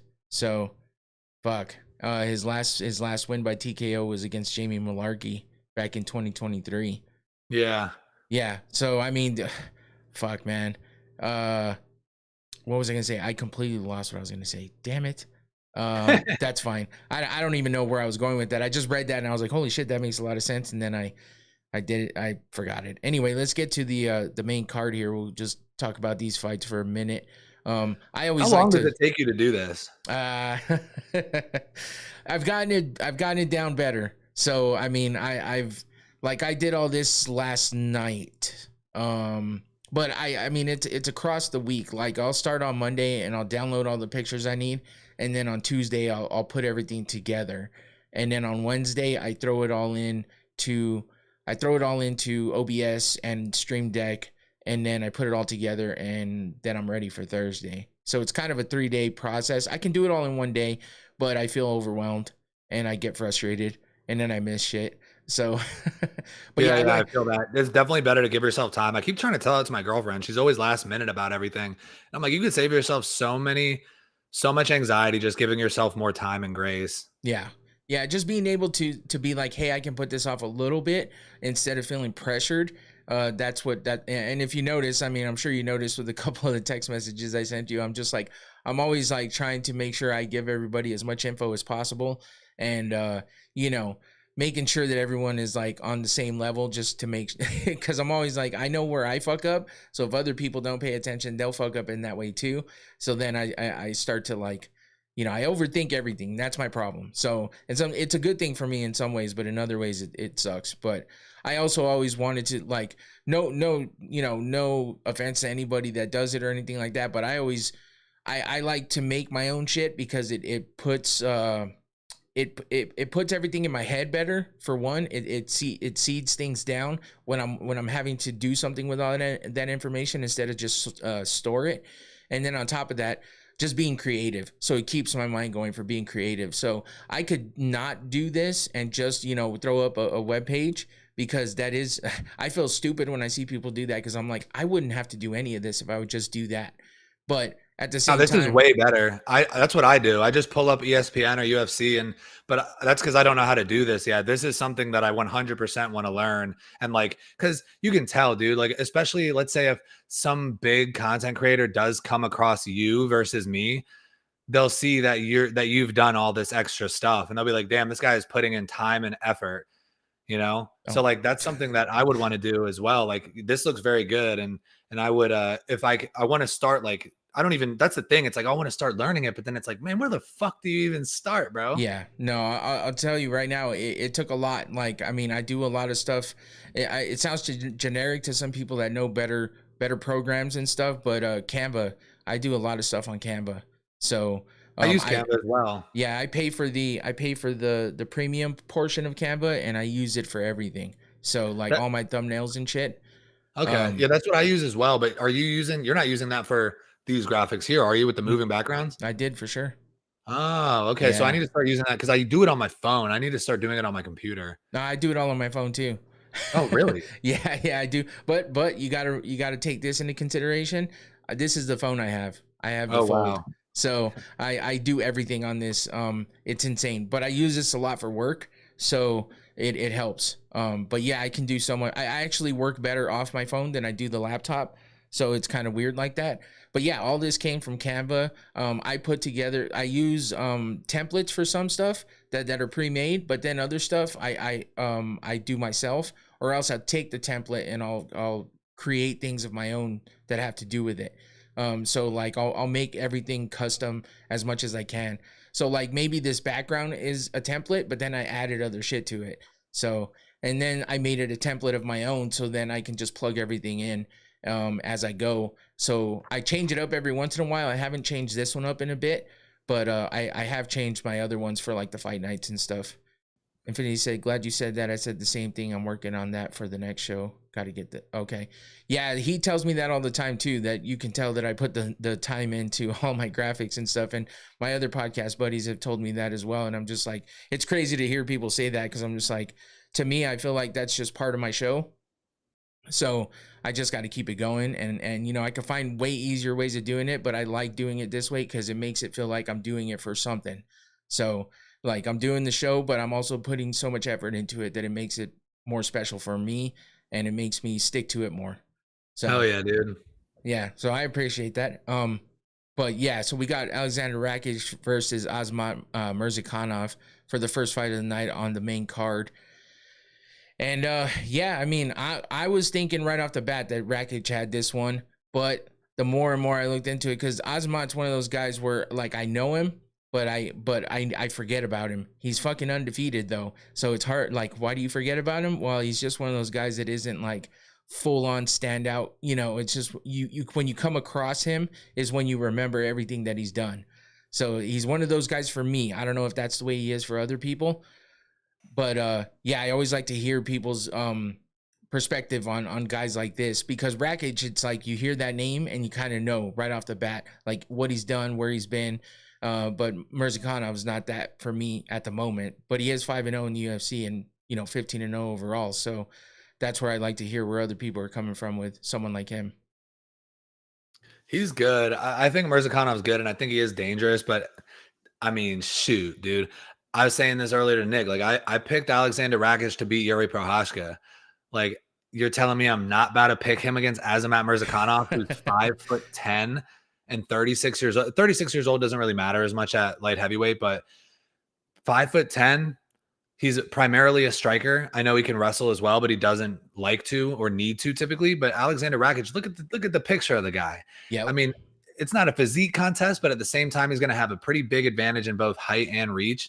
And I think that Alexander Rakic is good, man. He's on a 3-fight losing streak, but he's on a losing streak to some pretty solid guys. His last 2 losses are Magomed Ankalaev and Yuri Prochazka. And his loss before that is an injury to Jan Blachowicz, if I'm not mistaken. No, that might have been further back. I can't remember who that was it. You were right. Okay. So he's lost to 3 champions in a row, and now he's getting a major step down in competition in Azamat Murzakanov, who, although he does have very good hands, I don't think he necessarily presents something that Alexander Rakic hasn't seen. And if you're looking at Azamat Murzakanov on the other side, who is his best win? Dustin Jacoby, maybe? Or is it Alonzo Menafield? Yeah. It's definitely not Brenda Zenabero. And I'm like, the odds on this fight are pick'em. So they're 50-50. They're saying it's 50-50 for a fight where I think Rakic should be a 2-1 favorite. I got Rakic all day, and I've been confident and loud about it. If I'm wrong, the haters are going to come for me, but I feel really confident in Alex Rakic here. Well, on top of that, I mean, he's hungry for a win. He's on a 3-fight losing streak, and regardless of the opponents, in his head, that's fucking weighing heavy. Being, the UFC doesn't keep a lot of people that get too many losses in a row. When you get to 3, it's like you better show something, otherwise you might have the chopping block coming. So, it's one of those things where you got to think about that in the mix of everything. But also on the opposite side, Mirzakhanov is undefeated and wants to keep that record. And a big win against a name like Rakic is where his jump off point might be for getting higher level competition and stuff. So those are some of the things I think about. And your betting perspectives is what makes you so good with how you think about these fights with the matchups and everything, because you look so deeply into all the prop picks and all that stuff. And that's what interests me. I mean, I stopped betting because I sucked at it, and maybe it's just because I don't have a mind for it, because I'm just, again, overanalyzing things, so I second guess myself, which I do with everything. But yeah, so when I'd rather just stick to like paying attention to the show and doing it for the show, and then I'm like, you know what? If you guys hear me say something, take what you want. And do what you want with it, but don't blame me if you lose.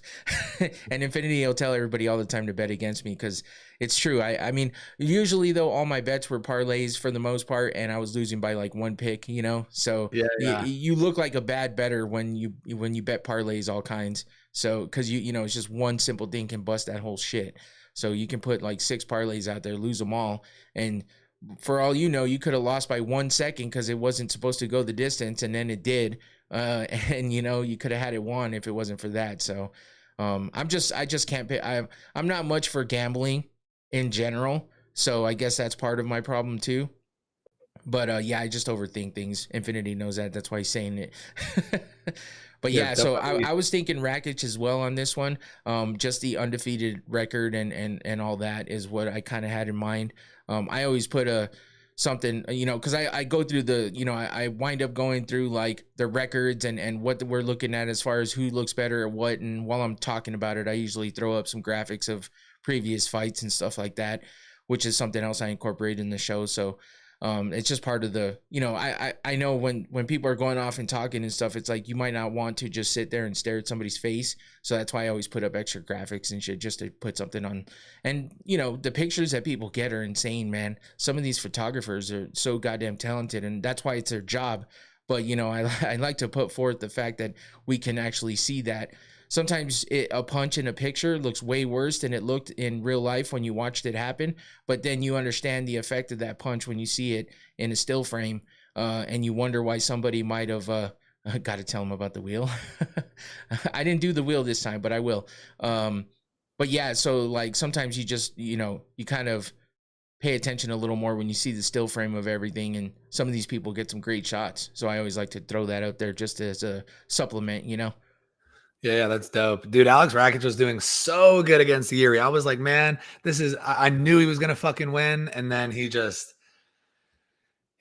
Yuri does that. That's what Yuri does. Yuri's one of those guys where he gives you confidence because you think you're beating him, and then he turns around and becomes a samurai and fucking chops your head off. It's crazy. Yeah, he's unbelievable. He's one of those crazy fighters that you just never know. You never want to bet against him when you see the way he fights, and the only person that's really kind of at his number is Pereira. So, so we'll move on to the next one. We got Volkov versus Almeida, and with this one, fucking Gelatin Almeida, man. This dude is, I don't know. I just laugh at him a little bit because he's so goddamn good on the ground, but if he can just keep it on the feet, he's easily beaten, I feel like. And Volkov's definitely good on his feet. So Tua, what's up, Tua? He said Almeida all day. That's usually what happens. I'll say something, and then someone will jump in the chat and say the exact opposite. But yeah, I was like, definitely wanted to get your take on this one because this is an interesting matchup in certain ways. Yeah, this one's tough. This one's tough for me because, after the Cyril Gane, Alex Volkov fight, everyone knew it was a robbery. Dana White was standing right there, and he said, we're going to make this right. And so by making it right, they give Cyril Gane a title shot, and on the same card, make Alexander Volkov fight the most tenacious grappler in the division. That is so fucked up, bro. And I'm rooting for Volkov here so big. I've been watching Volkov for a long time, and he's a very, very talented fighter. I want Volkov to win, and I've seen the money coming down on him like big. Like he was a bigger favorite earlier in the week, and people keep betting on him, and his line keeps going down. And something is just telling me Almeida's gonna get it down, and he's gonna be able to win the fight. I want to pick Volkov so bad. He deserves to win. He deserves to be fighting for the title right now. That's what he deserves, but he's not getting it. My hope is that, like you said, he is able to survive from bottom position or stop the fight from getting there or get up once he's there and then in turn beat the shit out of Jailton Almeida. It's just, is that going to happen? Am I willing to bet on that? Oh man, it's hard to say. I have a bad feeling Jailton Almeida is going to win here, but I am really rooting for Alex Volkov. I think he deserves that title shot. And it's a damn shame what they did to him. It's a damn shame what they did to my boy Alex. Especially for it to have been as close as it was. And like you said, everyone thinking, even Dana White talking about the robbery, it's like, and then to turn around and do this. Jailton Almeida is one of those guys where every time I'm watching him fight, I'm like, I mean, what are we doing? Kind of. It's just one of those, he's so good on the ground, but like, so is a lot of other people, you know? It's like, can you mix it all up though? You know what I mean? But if he can get you to the ground, he's going to make you look silly too. So it's like, I don't know. There's something about Almeida that kind of just gets to me. So I think that's why I feel that way. Make every takedown effort miserable for Jailton. Yeah, that, and you know, with the big frame of Volkov, that's something that he can do. But, you know, I think he just needs to avoid that completely and fucking use that good striking of his and get that power in there and just keep Jailton from taking him down. But who knows? I mean, that's what's difficult with these kind of fights when you have somebody who's so good on the ground as opposed to somebody who can kind of do all of it, but more on the feet, you know? And with Volkov being as fucking big as he is, what is he, like 6'7", I think, or some shit like that? Tom Aspinall was saying that he's actually 6'9" and that he only put 6'7" on his thing, so it seems less imposing. See, and honestly, when I see him, I'm like, okay, 6'7" is fucking huge, but he looks bigger than that. Because yeah, I think they even say that. Let me see. Jailton Almeida says he's 6'3", and if you just look at the pictures of them next to each other is crazy. And he's so good too, dude. Volkov is so good, and he's really a treat to watch. Like his striking is super technical. He's very very fun to watch for me. Jailton Almeida, on the other hand, not so much. I bet against Jailton Almeida in the Curtis Blades fight. I knew he was going to lose that fight. I just don't know why. I bet against Sergey Pavlovich when Volkov fought him. I've been on the right side of these guys' fights quite a bit, and now I'm sitting here and I just can't help but to think Jailton Almeida is going to win. But Volkov is live, man. Volkov is live, 100%. Yeah, it's one of those tough ones. It's back and forth and close enough to make you wonder if you're making the right decision or not. Matua's big on Almeida. He thinks it's going to be a first-round sub. So I guess we'll see how that goes down. Should be an interesting fight for sure. Next up is Umar versus Mario Bautista. And this one is interesting to me because I feel like Bautista is so underrated. Like, people just don't think much of him.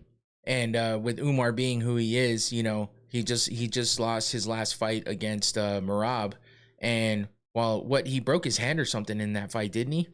Yeah. If I remember right. So I know that kind of seems to be his reasoning for why he didn't do as well as people thought he might against Merab, which I understand, I guess. But at the same time, Merab's just a fucking machine. I mean, that's why it's his nickname. It's insane. You just watch him progressively get better and better and better. It just seems like there's no stopping him right now.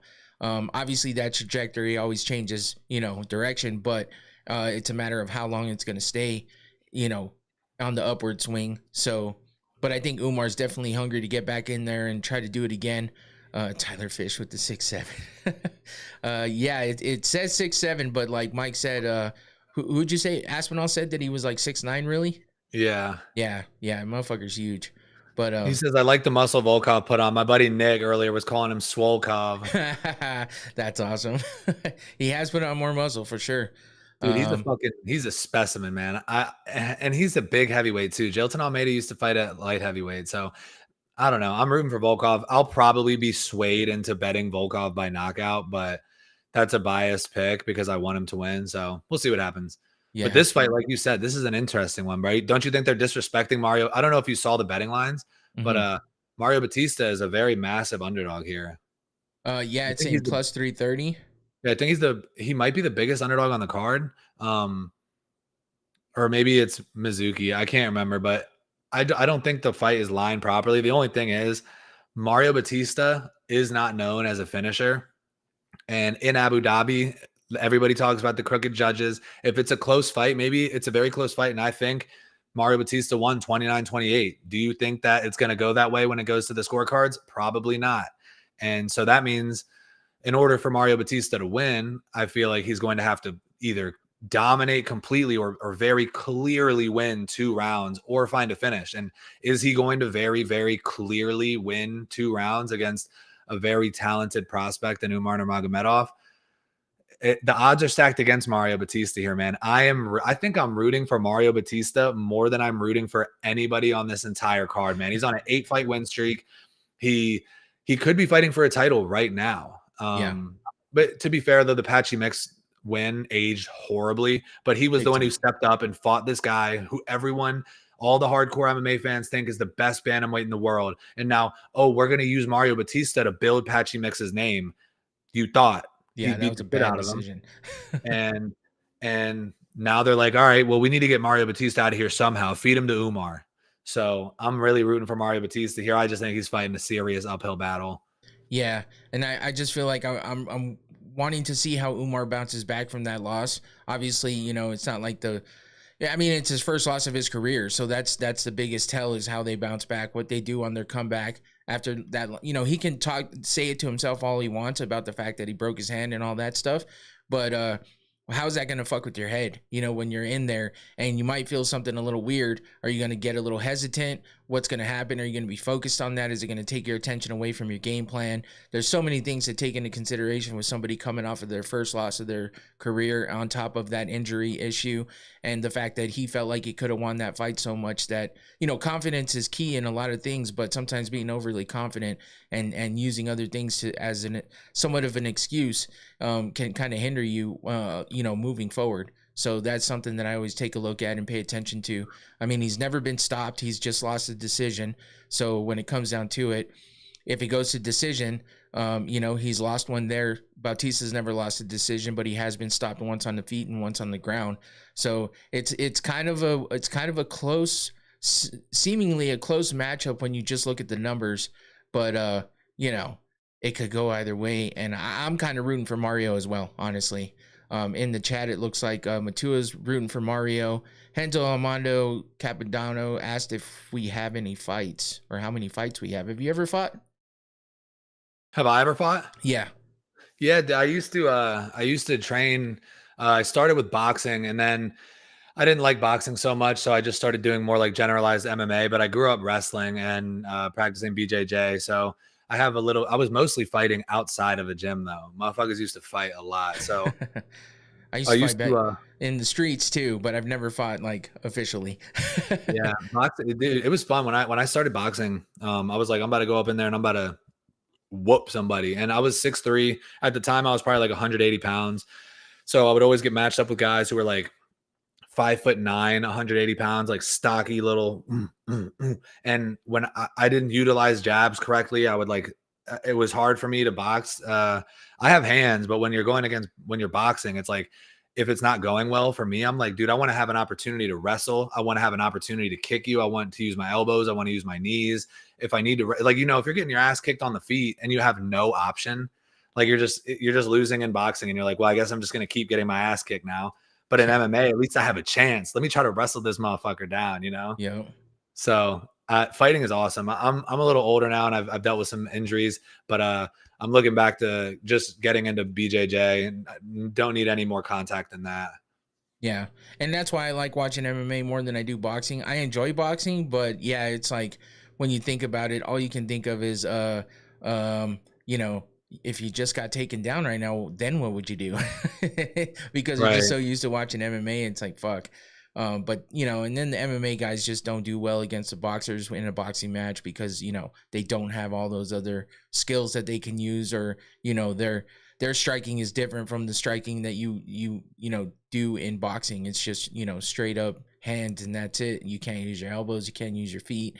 So it's a lot different and it's a little weird, but yeah. All right, so next up we have the co-main event. We're getting down to the end here. Virna Jandiroba versus the hottie Mackenzie Dern. It's a big difference when you look at those pictures. That's for damn sure. But in the skills, I mean, Jandiroba definitely has some skills. She's never been finished on the feet or on the ground. You can see those 14 submission wins, which is crazy. She's on a fight win streak, and she's 9-3 in the UFC. And obviously, we all know, you know, if you're a fan of MMA at all, you know that Mackenzie Dern is crazy good on the ground. She's got 9 submissions. But we've seen her submit plenty of people in the UFC. So I guess the thing is here is, does Jandiroba have enough, you know, striking to get past the evolving striking of Mackenzie Dern, which I don't think she does. She has decent striking. I just don't know it's good enough to fend off Mackenzie Dern with those, with her trying to get people on the ground and put them in positions to submit them. I don't know. How do you feel about it? This is the tough one, dude. I mean, I see Virna Jandiroba is training with Yasmin Lucindo, who I think has fucking hands. And, you know, obviously you're not going to become an amazing striker overnight, but Virna Jandiroba is serviceable in the striking department. She has very good top pressure with her wrestling. She's Virna Jandiroba is really fucking good. And Mackenzie Dern, her whole thing has been she kind of one-dimensional striking, but she throws heavy. And her grappling is incredible, as you already said. But the thing is, like, especially like give her a high-level striker with good takedown defense, and she's fucked. So, but in this case, Virna Jandiroba is going probably to look for takedowns. And you're now entering, if you're Virna Jandiroba taking Mackenzie Dern down, you're now entering Mackenzie Dern's world. And part of me is like, why would, even though it's been 5 years since they fought, why would this fight go any differently? Obviously, both fighters have grown. But it was close. The fight was close the first time. Yeah. And Virna Jandiroba just looks more informed to me. Like, I want to pick Virna so bad, but something is telling me Mackenzie Dern's going to, I don't know. And you know the UFC want Mackenzie Dern to win. That's for damn sure. 100%. If it's a close decision, that shit is going to Mackenzie Dern. But Virna's really good. I think Virna is better than Mackenzie Dern. I don't know if physically she's better. Like, Mackenzie Dern is probably more of a physical specimen than Virna Jandiroba. My head is telling me Dern, bro. My head is telling me Dern, but like, I just think Virna Jandiroba is live here in this fight. Yeah. Well, I mean, you know, obviously MMA math doesn't work, but it is interesting to see that in 2021, Virna lost to Amanda Hebos. And then, you know, Mackenzie Dern's last fight was against Hebos, where she beat her by armbar. So it's one of those things where, you know, if everybody progresses, Dern got the win over Hebos when they have both, you know, that was her most recent fight. So it's one of those things where if they all progressed, Mackenzie Dern got the win over her. So how much did Virna, you know, progress from that fight against Hebos as well? So it's just one of those little things in the background. But I do think Virna's talented. I do think she has the skills, but I'm definitely rooting for Mackenzie Dern, just because I've been following her, you know, since she got started, really, since before she got into the UFC. Mainly, obviously, she's very attractive, so you catch wind of that. But when you're a fan like we are, you start looking into the skills as well. So I was pretty upset by the the weight cutting issues and the lack of skills on the feet. But, you know, the turnaround happened, and it seems like she's definitely getting better. So this is obviously for the vacant women's strawweight title, and with Weili Zhang going up, obviously everyone's talking about Mackenzie Dern getting this handed to her, which I understand because she's, you know, hasn't had the best of record. Just kind of some losses in between there, nothing like some of these other girls, but it's not that deep of a division, I don't think. So when it comes down to it, these are the women fighting for the title. It is what it is. So this is what we got to go off of. And I'm rooting for Mackenzie Dern. I think that she could definitely get it done. It's just a matter of, is she going to take it all 5 rounds, or is she going to be able to stop her? And if so, if she does get deeper in those rounds, is that cardio going to hold up? You know, we've seen her get tired before, and you know, all that wrestling, grappling, and submission attempts take a lot out of you. So we'll see how that holds up against Virna. Has Virna fought in 5-round fights before? I don't know. Oh, I can't remember off the top of my head. Yeah, me either. This fight honestly could turn into a striking match, yo. It's going to be a shitty striking match, I think, though. It really could. I could see a world where they're just now striking with each other. Yeah. And I think that Mackenzie Dern would probably win that. This fight's hard for me to pick, man.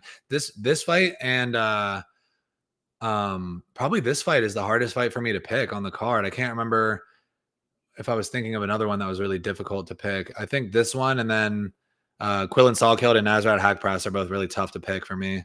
Yeah. Mackenzie does throw heavy, like you said. She kind of wings her shots. She started to get control of them a little better now.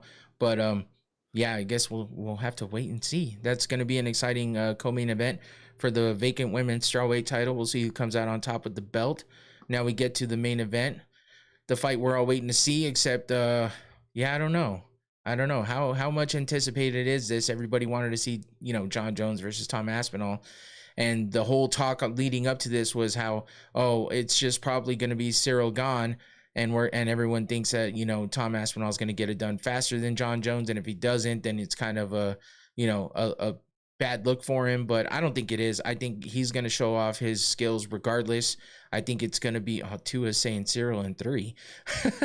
I've seen a lot of people saying that Cyril Gane's going to win this fight, and I just really don't understand it. Does that make any sense to you as far as people being so confident that Cyril Gane can win this fight? Well, I think that he's more live than people are giving him credit for. I see a lot of people saying basically, like, you know, like you just said, like, oh, he has to do it in under fucking 2 minutes to be more impressive than Jon Jones. But, you know, you don't want to take away the credit from Jon Jones too for making Cyril Gane look like he didn't even belong there. And I think Cyril Gane is very good. I mean, he's clearly a physical specimen. He's very athletic. I'm sure he's had quite some time now to work on the wrestling defense. He's striking for striking. He's probably better than Tom Aspinall.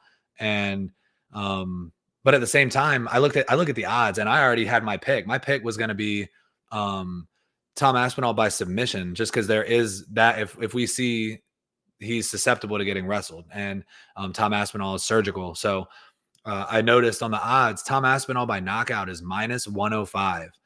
But Tom Aspinall by submission is plus 225. So I'm like, that's interesting that there's such a discrepancy there in the method of victory. They really think he's going to go out there and knock Cyril Gane out. Who has done that? Francis Ngannou didn't do it. Jon Jones didn't do it. Nobody has gone out there and just knocked out Cyril Gane. So why would I think that he's about to go out there and knock him out? Cyril Gane is not Sergey Pavlovich. Sergey Pavlovich is a one-dimensional looping shot boxer. And I called Tom Aspinall sleeping him in the first round there. I don't see that happening here against Cyril Gane. Cyril Gane is a very high-level striker. I think Tommy's going to get it to the ground, especially if he starts getting peppered up a little bit. And I think that he'll be able to find a submission once it gets there. So I would take Tom Aspinall by submission at plus 225. I know motherfuckers are scared, dude. If Tom Aspinall loses this fight, the UFC heavyweight division is in shambles. Yeah, man. Yeah, and I mean, Cyril Gane hasn't been stopped on the feet either before. So that's something to take into consideration when people think, you know, that Aspinall is going to get that win on the feet. He does have 11 wins by KO, TKO, but, you know, he's lost once there. He's lost once on the ground. Never been to a decision because we know how fast tomfoolery this weekend.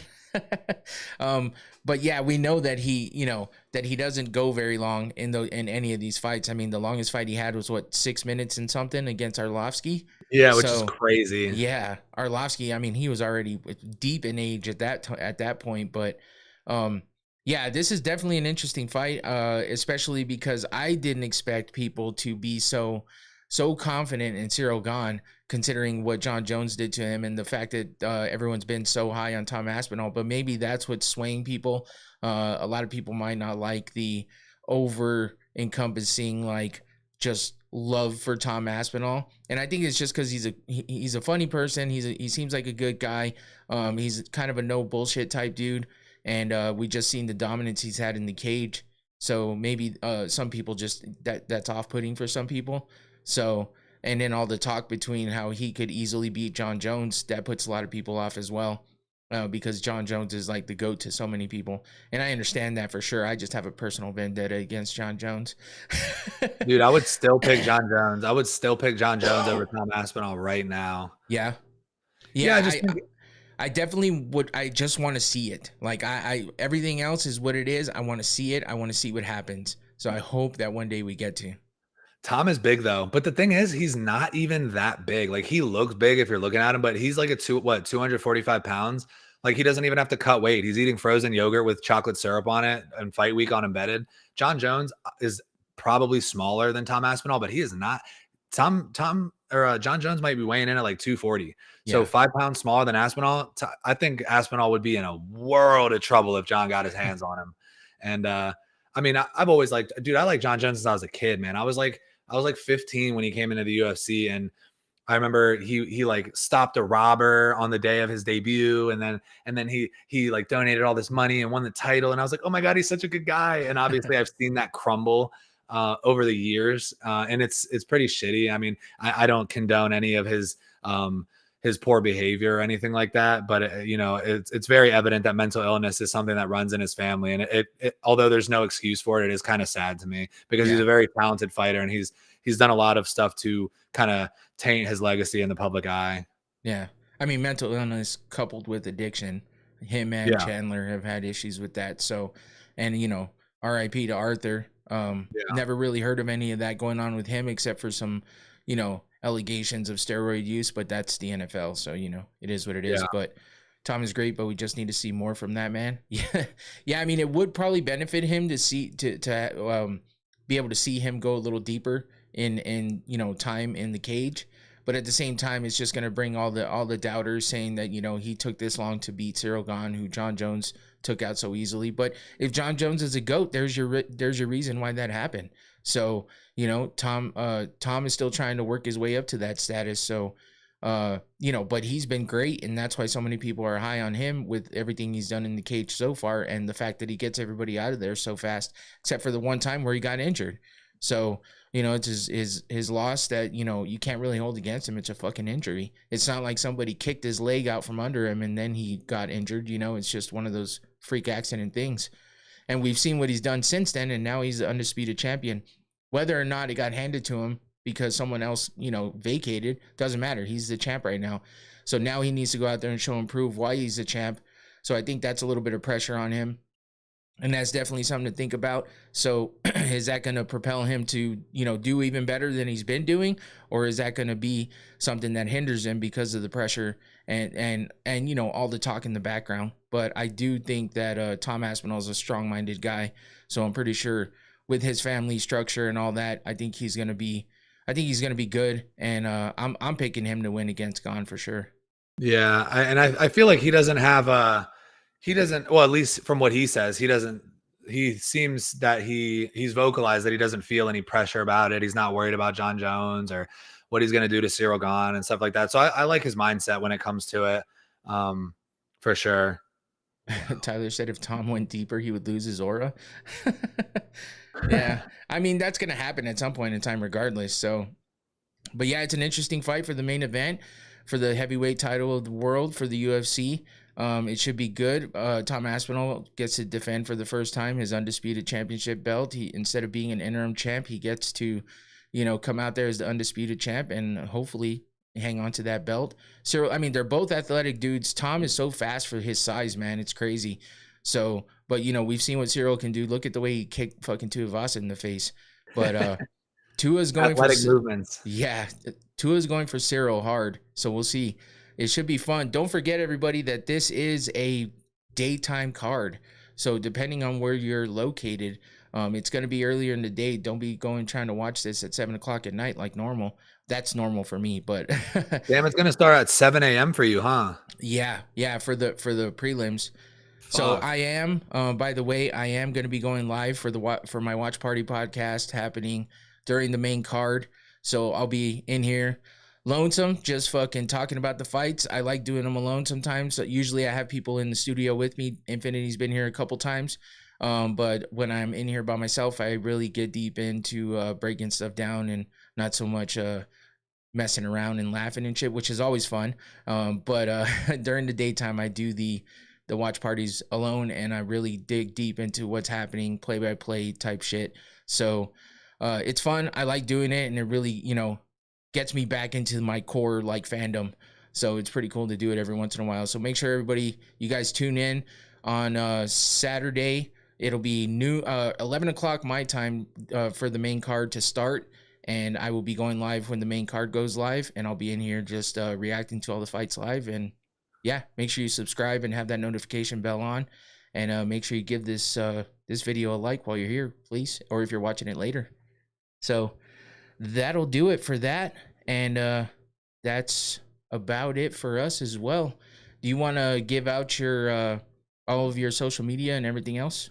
Oh yeah, so I mean on YouTube I got it's just Mike Talk Fights, Mike Talks Fights, MIC Talks Fights on YouTube, and then on TikTok I have my username at Mike Talks. It's MIC Talks __. That's where I've been the most active, and I also have, if you make it to the YouTube or TikTok, there should be links for the other social medias as well. So I'm trying to get active on there and just keep posting consistently, just like Biggie. You know, I'm about to get on my editing wave if possible.